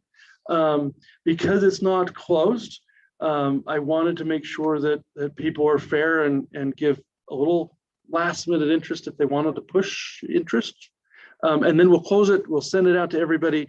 And yes, I'd like to publish it. And I think we sent out the last one. So anyway, And all those people that are watching online. yes. We'll jump on and fill it out. Do you have something you want to say? Janelle, No, I just want it sent out to me because I'm online. Oh, I can see it now. Awesome. Thanks. I'm gonna share it so everybody can see it. I'm working on this. Still there? Yep, that's great. Okay. Can you make it full screen, Ryan? So that it's bigger? For those of us that are blind. Still there? Yep, that's perfect. Okay, that's wonderful. Okay. Thank you. Thank you. All right. Number of responses is down from previous year. Our base year, it was 306. We have 213 that responded this year. That's as of today? Yes. Yes. So how informed the citizens are, at this point in 21, we had about 53% that felt they had stayed the same from the prior year. We're about in that same range. We haven't lost much ground. We haven't gained much ground. So more of an effort might be needed. So anyway, how are you receiving information? We see that the forms of communication, by and large, we've made progress in lots of these from 2021 to 2022. So more people got our newsletter, less people heard it from word of mouth. More people got it by email, our website, our pipeline, our social media, the newspaper. There were quite a bit of others before, and we've reduced that down. We still have room to grow. They want it. They want even more with the newsletter. We're reaching the people. By and large, the gap we have is by email. We realize that. You know, we tried more. 22 on the left of the 22 is on the right, and what people want is on the left. So people don't want it by word of mouth, and we still have people. We still have it out there, but they don't want it that way. So anyway, very few people want it by word of mouth. Newsletter and email, we're going to figure this one out, and we've improved, but we haven't got all the way there yet. And people like it reasonably well on the website and some on the pipeline, a little bit on social media. They don't want to hear about it in the paper. So that's where we're at. The newsletter changed. So we had a significant change to the newsletter. We separated up by different areas. We'll send out the detail of the comments so you can read those. But you know, Public Works, it's smaller than it was before. It's a little bit more professional. You know, some people don't receive it. There's 9% that aren't receiving it. So that's those we need to get by email. Some want more information. You know, overall, people like that the mayor commentary isn't as much.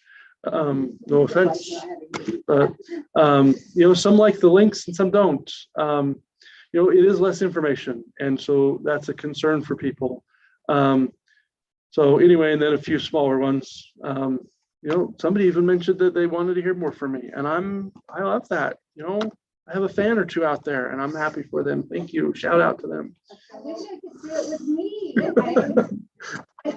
Well, somebody out there, shout out. I got a fan or two, but not very many, but I'm happy for them.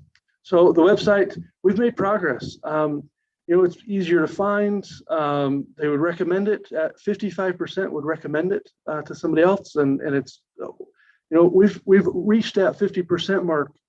That's a big one for us. And we wanted to reach that with our website. So less disagree with the accessibility, and more people know about it. So we're winning. I think that's making a good progress. This is a a lot of information, and I get it. But but at this point, what it tells us, and it tells us some good information. The water, we've improved from 21% thinking we were excellent to 25% thinking we were excellent. We said we've improved in the roads. There's another question for it, and I will get there. And it is great. It's great. This one doesn't give us much credit as one of the other ones. So there is progress in several of the areas. Planning commission suffers. There's only 3% that think planning commission is great. It is excellent. So they're struggling. That one we need to figure out. But by and large, look at the issues that we've dealt with this year. So Well, thing that they're not connecting with the planning. I just don't think people are connecting with them because there's a lot of great stuff going on with them. Well, maybe we're doing a bad job too, and we're obviously not.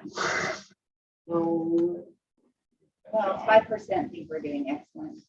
5% think I can't read this. okay, the council. Tell us how we're. Yeah. Enough about them. Tell us Okay, about sure. us. The council, in 2021, you had 6% of the public that thought you were excellent, and 28% that thought you were good, and the rest thought you were either average or poor. Now you have you've lost a percentage of the excellent, so one person fell off. 1%, but so two people in this one. So don't take it too personal. So at this point, it went from 28 good to 31. So you picked up. And average, it went from 32 to 35. Those that don't like you still don't like you, but there's less undecided, and that undecided you've picked them up. You've increased them into good and average. No, poor has stayed about the same. So face-to-face that's when you really hear, that's when you really hear what does good mean to them. That's why I'm looking forward to more people telling me my face. Yeah. So anyway, that's kind of where it is. We have some good progress in some of those. Some that aren't as great, but what direction? Overall, staying the same, improving. We have more people think we're improving than not, and we're staying the same. So, which is better than what we had before. So we're continuing to push that improvement side.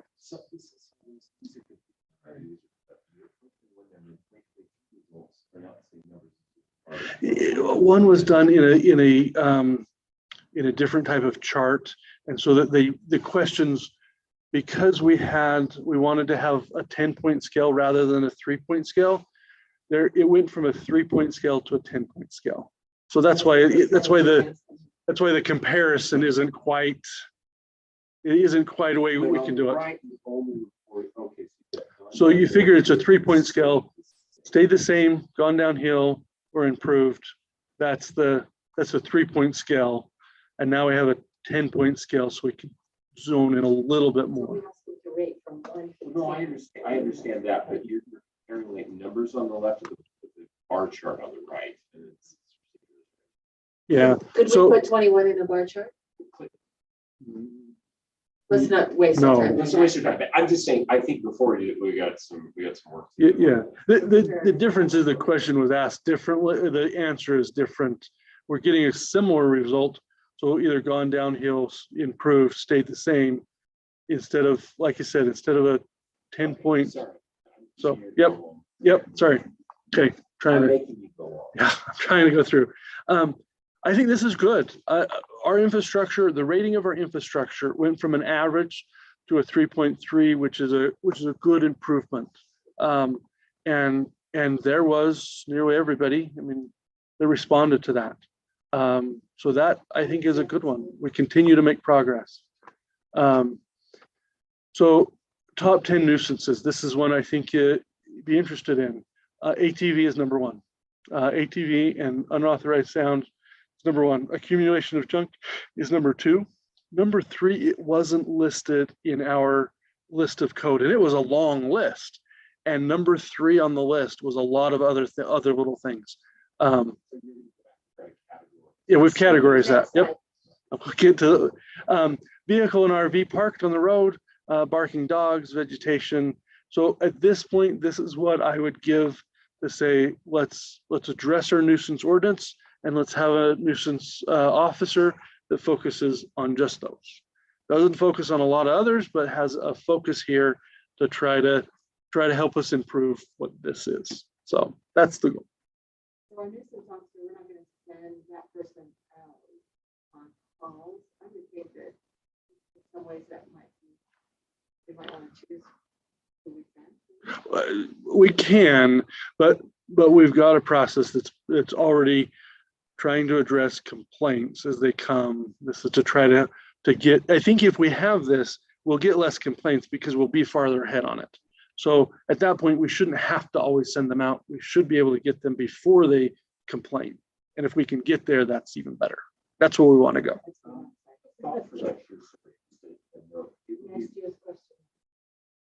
Next year's questionnaire, number one, call it that.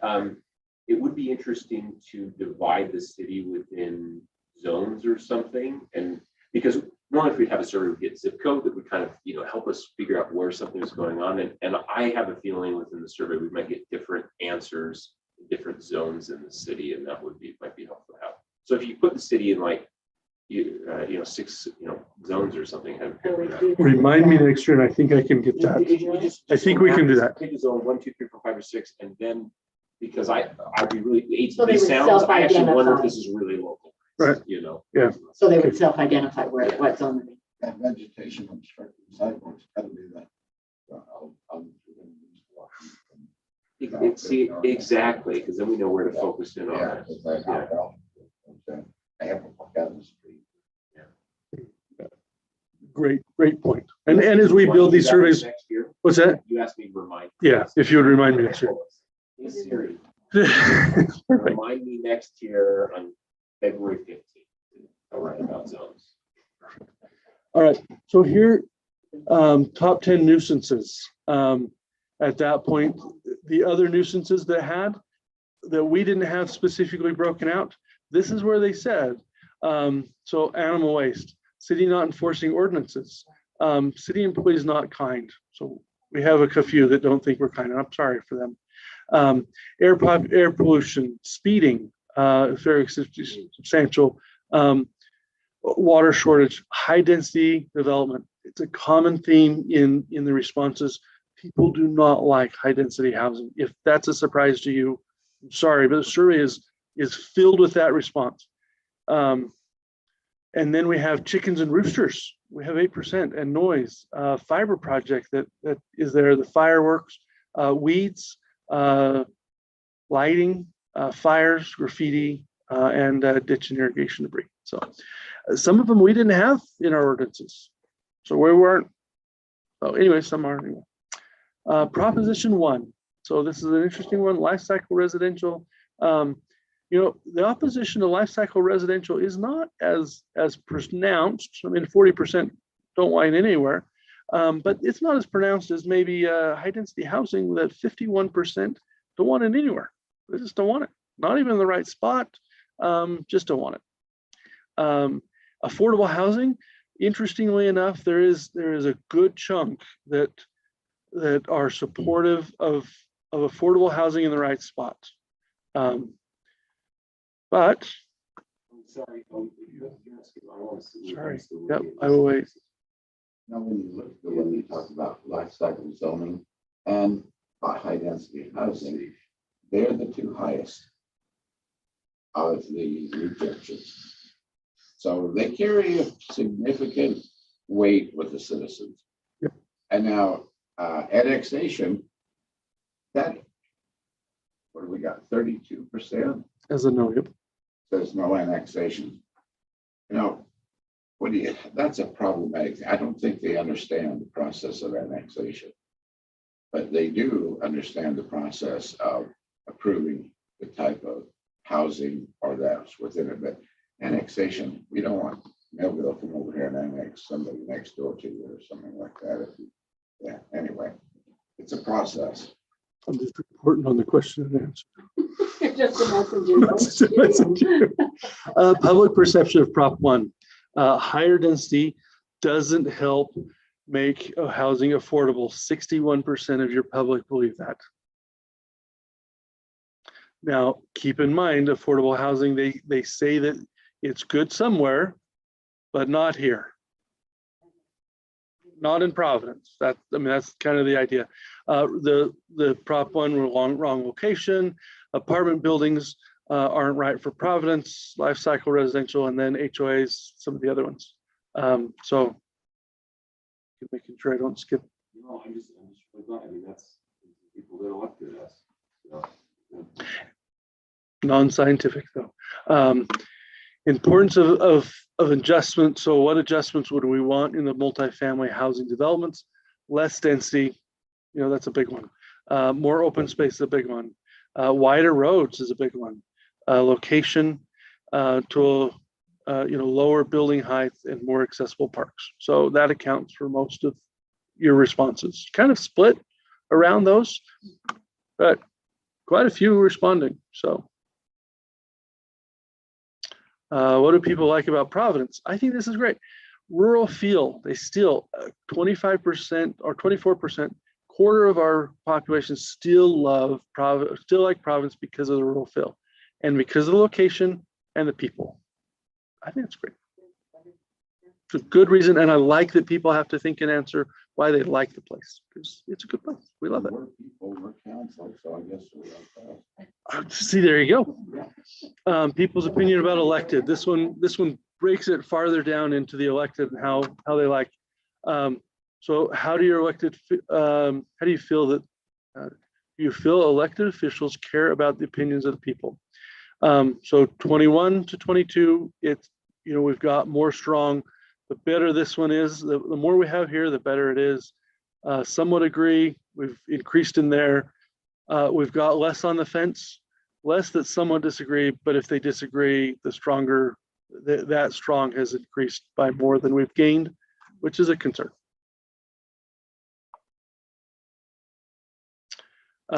Improvements that they've seen. This is one I was going to come back. This is the slide I was trying to come back to.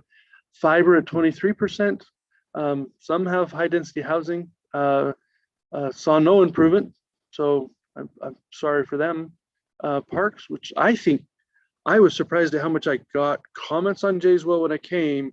There's no one complaining about it now, but I don't know that I don't know that we've had the accolades for it. And I think it's great. If you haven't been there, it's got a mural. It's people that were driving off the bench and driving by that on Fourth South. So anyway, I think it has improved. We've got a sprinkler system. We got a mural on it. We've got grass growing. It's green. So anyway, roads, 57% said the improvement they saw was roads. I think that's true. We did a lot to try to get that. I think that's a big win, and this has helped us. So anyway, a little bit in water, a little bit in traffic. Yeah, they're not focused on roads as a problem overall. Top 10 improvements. What the government could do to improve Providence. reduce no high density housing, big answer there. More parks, we're working on listening to the public. Roads, they still think we can make progress there. And then some of the lower ones. So problems facing Providence, growth. Half of the respondents feel that growth is the biggest thing facing Providence today, followed by planning and zoning. That's a big tail.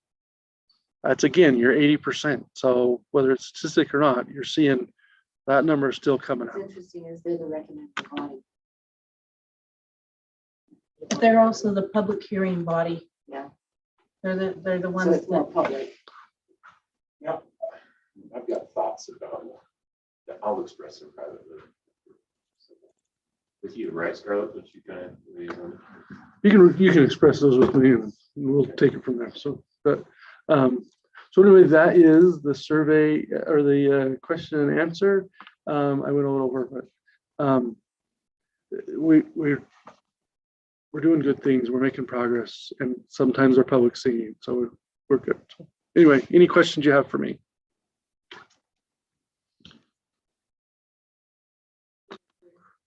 Can we do a quick round? Is that everybody for the staff that needs to present? Yes. Council reports, give us a highlight. Something that we feel like we need to know that's been accomplished. Wow. I met with. What's that working? Alex? Gosh, I was like, Can you talk in the mic a little better? I can't really hear you guys. into it at all, so sure. I met with Alex Berenson. I don't know if he's talked with other people about the property across the highway, just really conceptual. I thought it was a good discussion. My policy was like, no, not specifics, but it was interesting to see what's going on there. Obviously, Janelle and I met with the visionary team. I asked them if I could record that meeting, and I recorded it. So if anyone wants to listen to the recording, you can. So, but I do think that went really well. I attended my first Trails Committee meeting, and that was very good. It's also Bike Week this week, in addition to Public Service Week. Bike to Work Week.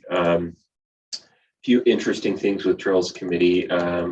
They're taking down by helicopter, by the way, the reflector dishes that you saw. That they haven't used for 50 years. 50 years, yeah, but it's kind of a landmark to hike to. So those are disappearing like next month. The helicopter's bringing them down. That should be interesting to watch. Yeah, and then a big one is trying to administer a survey to see if there's interest in bonding for some. I think you've mentioned this previously, Kathleen. Bonding for some park, not necessarily park, just open land space. You know, as you come into the valley, to try to keep some open space here long term and build some trails through there. What's nice is they take really good minutes in the Trails Committee, so I will forward those to you too. There's a lot of little things that was discussed. It's kind of a long meeting. The canyon cleanup of Providence went really well.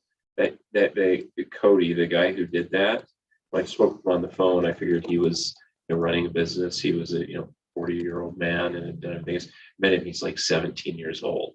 He is so put together, and he sold his lawn business and bought these dumpsters, and he did this both because he wanted to make a change and it kind of got his name out there. We cleaned up so much crap out of Providence Canyon, including 2 toilets that had been shot up. One was in the water, which was really sad because that's our water that we like to use, and a lot of gun stuff. Did you get any couches? There weren't any couches, but just a lot of things. So Yeah. it was a good cleanup. It worked really well. I still have to return the city's pickers. They're in my garage. I don't want them in there anymore. So I'll bring those, and garbage bags. I'll bring extras of those to you. I did attend a Millville City Council meeting, just as public comment, and kind of wanted to talk with them as a citizen. Yeah.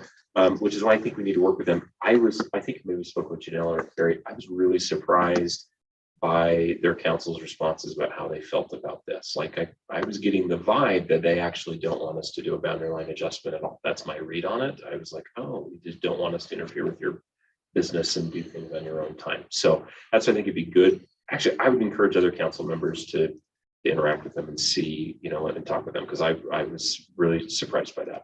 I spoke with a gentleman at DNR by the name of Morgan Mendenhall, trying to get this deer fence thing going. It's gonna be complicated. He referred me to like 3 other people, and they're all like, who's in charge of it, who owns it, who What deer manages it? sense thing? One of my goals is to, thank you, is to make year-round access from the top of the Highlands down to Providence Canyon. It closes off because of wildlife management. And it really is, when I talk to people like, oh yeah, sure, we can just make like a little pathway and easement through there. But since it's like who owns that land and who owns the fence and how do we do that? So trying to sort that out. I did mention that the development's likely coming on the bench, and Morgan was really interested in that because of fire access. You're probably interested in this, Brent, to that hill. And just looking at that development, it was really clear. Hey, like if you're working with that developer, make sure you can get 2 or 3 road access points there that stub up there so we can do that. Now, Millville, Morgan Mendenhall DNR got it. They got a federal grant to actually put a fire access road on the Millville side from Millville Canyon over to their well. Actually, I ran by there and that was done. And I asked him about that. And he's like, yeah, we've been trying to get grant money to do that forever. But now they have road access so they can fight fires along there. And he said, we'd be really interested in hopefully getting something like that on the bench of Providence, but we need to make sure that when that development goes in, we get really good access points so they can go up there and then move along the foothill. So I thought that was worthwhile info. That's it. Great, thank you. Carrie, go next. Okay, we have a youth council application that's up and we're going to be accepting applications now through the end of August. I will email the council a link to those applications. If you know any exceptional youth in Providence, it would be nice to recruit a variety of genders, although I really like my girls. The city celebration is planned to be huge. They're going all out with everything you could ever put on a city celebration list. I will email you those dates, but plan to be there at least on the 19th and 20th on the Friday and Saturday. It's always been of listed in the newsletter too, that those dates are in the newsletter. And then the city concerts in the park. I would love you for you to be there to network. And I think that's a way that we can get people to know and appreciate what we're doing more, is to be at the city events. I will send you the dates and the bands, but those should be in the newsletter too, starting this month. I'm interested in fundraising to finish the Zollinger Park, but we'll see if we can figure out a way for the city to bring funds to the table to do that. And then I've also been working a little bit with the fiber messaging and rollout and helping people to understand what's going on, going through the Q&A and changing tenses, and that should be updated soon. That's it. Thank you. Brent? Oh, Janelle, you want to do it?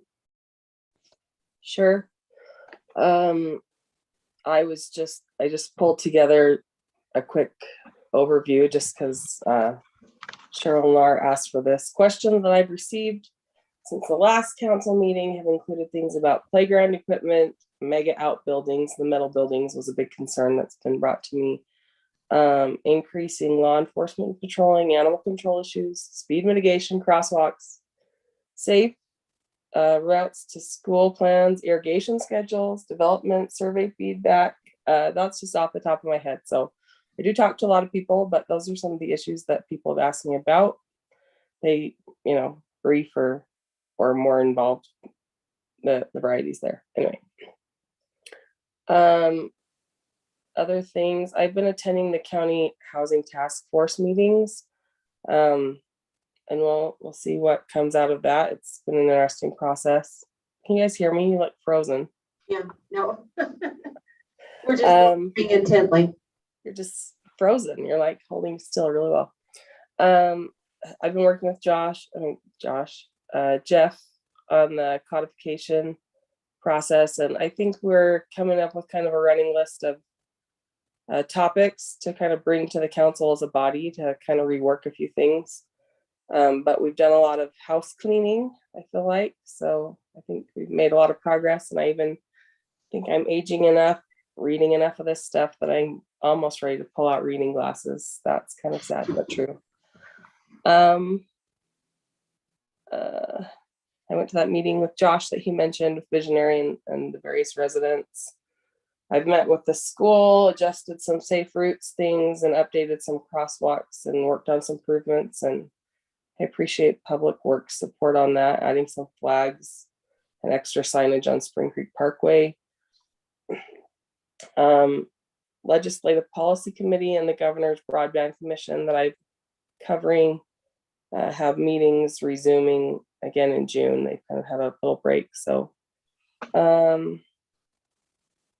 I would like a little bit of help maybe from you guys as far as the Healthy Cities designation. We've had a couple of grant opportunities come to us this year, but we can't really qualify for those funds until we can get an operating board. And I've had a few committee members who are interested, but nobody really wants to chair it. And the issue that I have is similar to what we've discussed with the open houses, is that if I'm the chair, that it's a public notice meeting, we have to have it recorded and minuted. And the members have to be appointed by the mayor instead of it being more community driven. So I'm just looking for somebody who's enthusiastic to kind of lead that. I would obviously be on the board and participate and kind of try to coordinate efforts between the city and the committee and try to get us some funds, whether we can use those funds to improve areas of mental health, healthy food access within the community, physical activity. So maybe some park improvements, and then just collaboration of community resources. So I feel like we're close to being able to qualify for those, but the only stumbling block I'm having is finding someone to chair that Healthy Cities board. So if you have any great ideas, send them my way. I do have a handful of people who are willing to serve on the committee, but aren't really interested in being the chair. So Let's talk about that and we'll see what we can come up with. And I'm, yeah, that's about it for me for now.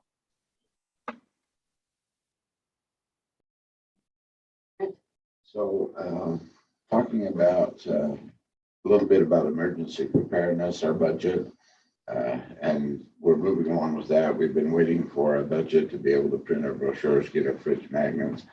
Our emergency preparedness program is fairly simple, straightforward, but it does rely upon citizens to do their part, to actually take this and run with it within their household. It is not our intent to force citizens to do it, or, I mean, it's totally out there to help them in the event of emergency. We also have quite a few people who have entered into the CERT training from Providence and taken some interest in that.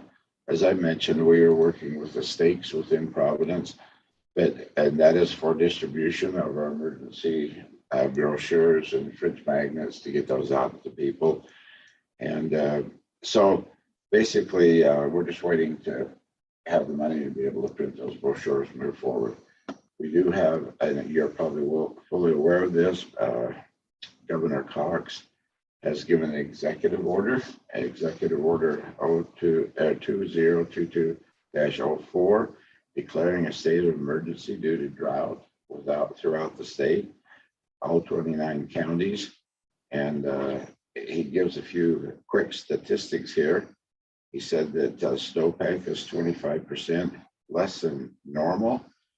The Lake Powell is 24% capacity, so it's way down.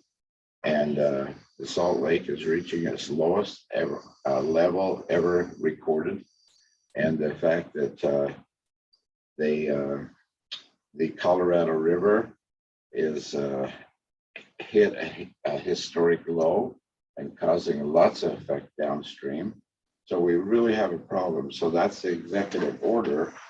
And I think this has precipitated some of the funding. They also were just mentioning about taking a pipeline from the Great Salt Lake to the ocean out to California over the Sierras. I totally support it. If you can get oil and gas all the way across the country, why can't you get water? Yeah. But why would we want salt water? Because we have to maintain the The salinity. Great Salt Lake is I salt want to water. keep that, so, It's an environmental Level, so- issue. so I guess that's the issue. But they're talking about putting a pipeline into the ocean to Great Salt Lake, so. That's the problem, is it's changing the climate because of the Great Salt Lake is the lowest level. It's returning the level of the Great Salt Lake so that it returns the climate back. There are other salt, there are only like 5 salt lakes like this internally. And there's been a couple of them that have dried up, and it has huge environmental issues that are caused by those drying up. And so we no, negative.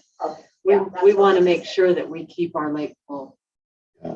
So that's an I was thinking interesting we were concept. getting rid of the Great Salt Lake, and I'm like, Oh, what? the other way. We want to Carrie, in. you have to understand, they're looking for more land to build houses on. Oh. I understand now. It was going in the opposite direction, and I could not understand why we would get rid of the And the Great water. Salt Lake is not near any houses, so, Yeah. no NIMBY stuff going on. And so, I'm sorry. anyway, that declaration has been issued, but it's set to expire 30 days from its being ordered, and it was ordered when, let's see, March, on the 21st day of April. So on the 21st day of March, it will expire, and it says it's effective immediately and shall remain in effect for 30 days unless the legislature extends the state of emergency. So we'll have to see what they do within that. I will bet they will extend it, just because we haven't. We're not received- getting any better. We're not getting any better off, right? Okay, that's all I have on that. The other comment I would make, of course, we mentioned being able to work with the Astles and be able to get that info paving here, which is great. We're happy with that. You've seen what we've been doing with the water. That's another thing we've been working with, to try and get more water for the city. And, you know, anytime that we can get more water for the city, I'm happy for that without hurting the irrigation company. I'm very happy for that. So. Well, in fact, improving the irrigation company because more people can get their water. Can get their water, yeah. So that's about all I have. Thank you. Jeff? I think everything's been covered.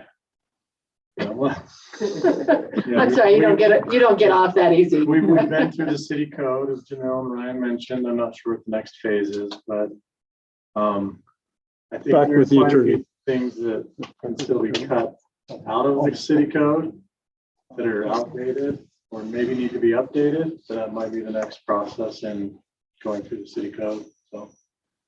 In fact, I would encourage everyone in this room, as we come across codes that we feel like need to be worked on, let's make that list. Ryan's keeping a master list of those It's a codes. lot of pages, so it's nothing that'll be done quickly. I've found. Right, well, you I've can give him read the number that through needs all to be the worked on. 460 something.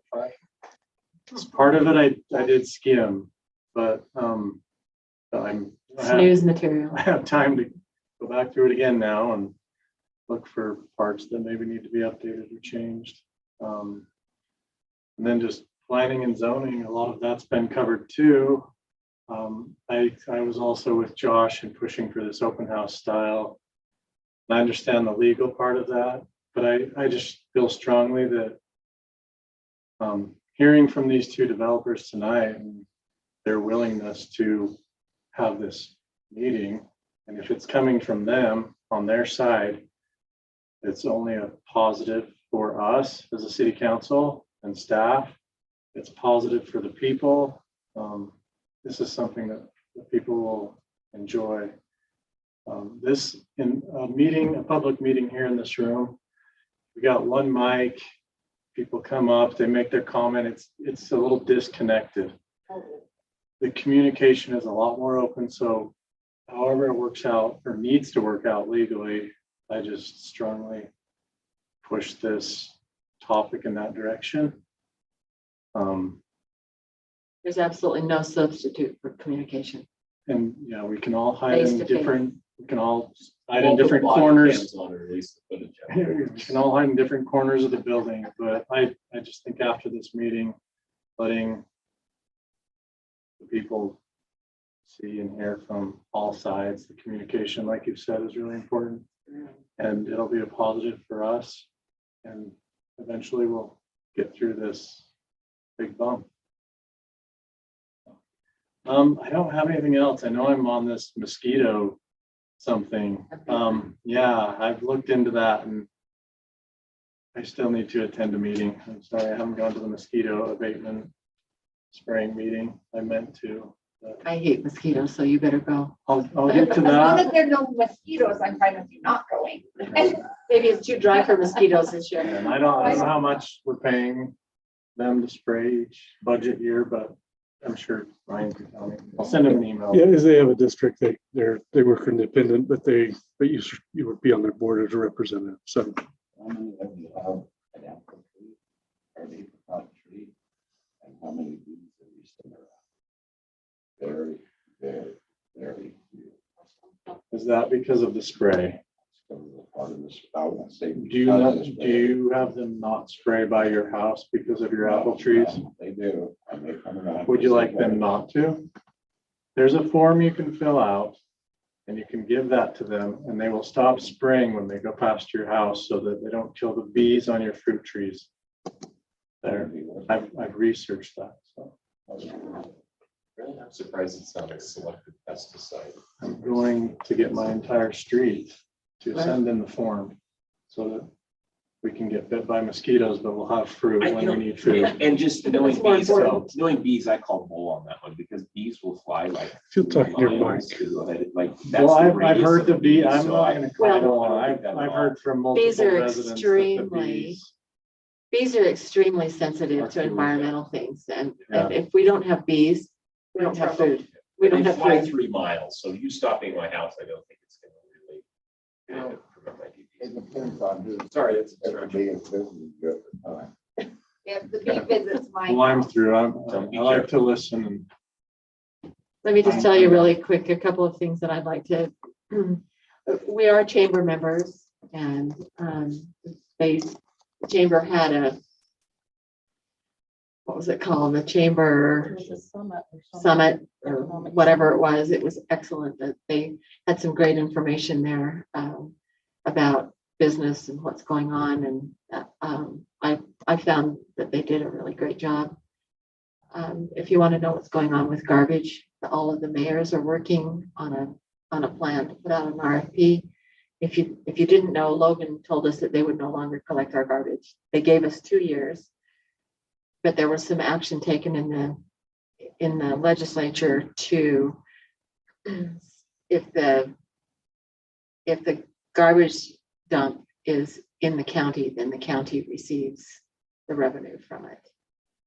And that was not the case before. And the garbage dump is now in the county, which means that Logan will not receive the revenue from it. So they said, if that's the case, then They don't have to bear the costs and it all shifts to the county. I'm not sure exactly how it works, and but that's, it made them mad. but it made them. It was just upset. to make them mad and bring him to the table. So It made them it's, mad. So- Well, I knew they gave us 1 year. if you'll talk to your mic, I don't know whether you know, can hear you. Sorry. And you know, we're gonna have to get in the garbage business. And just to buy cans for all the county is $4 million. so we give all those cans back to Logan. If they want them back, we have to give them back. If we're gonna buy them, they better give us a used price. I just say that when they- Dirty garbage. We just want to buy them from them. We can figure out a way. Yeah, to- it's a complicated issue. It's not really. Thank you for informing us about that, because I've been concerned about it in a residence. Right, and Lindsay Peterson, who's the mayor of North Logan, she's the head of it. She's an attorney by trade.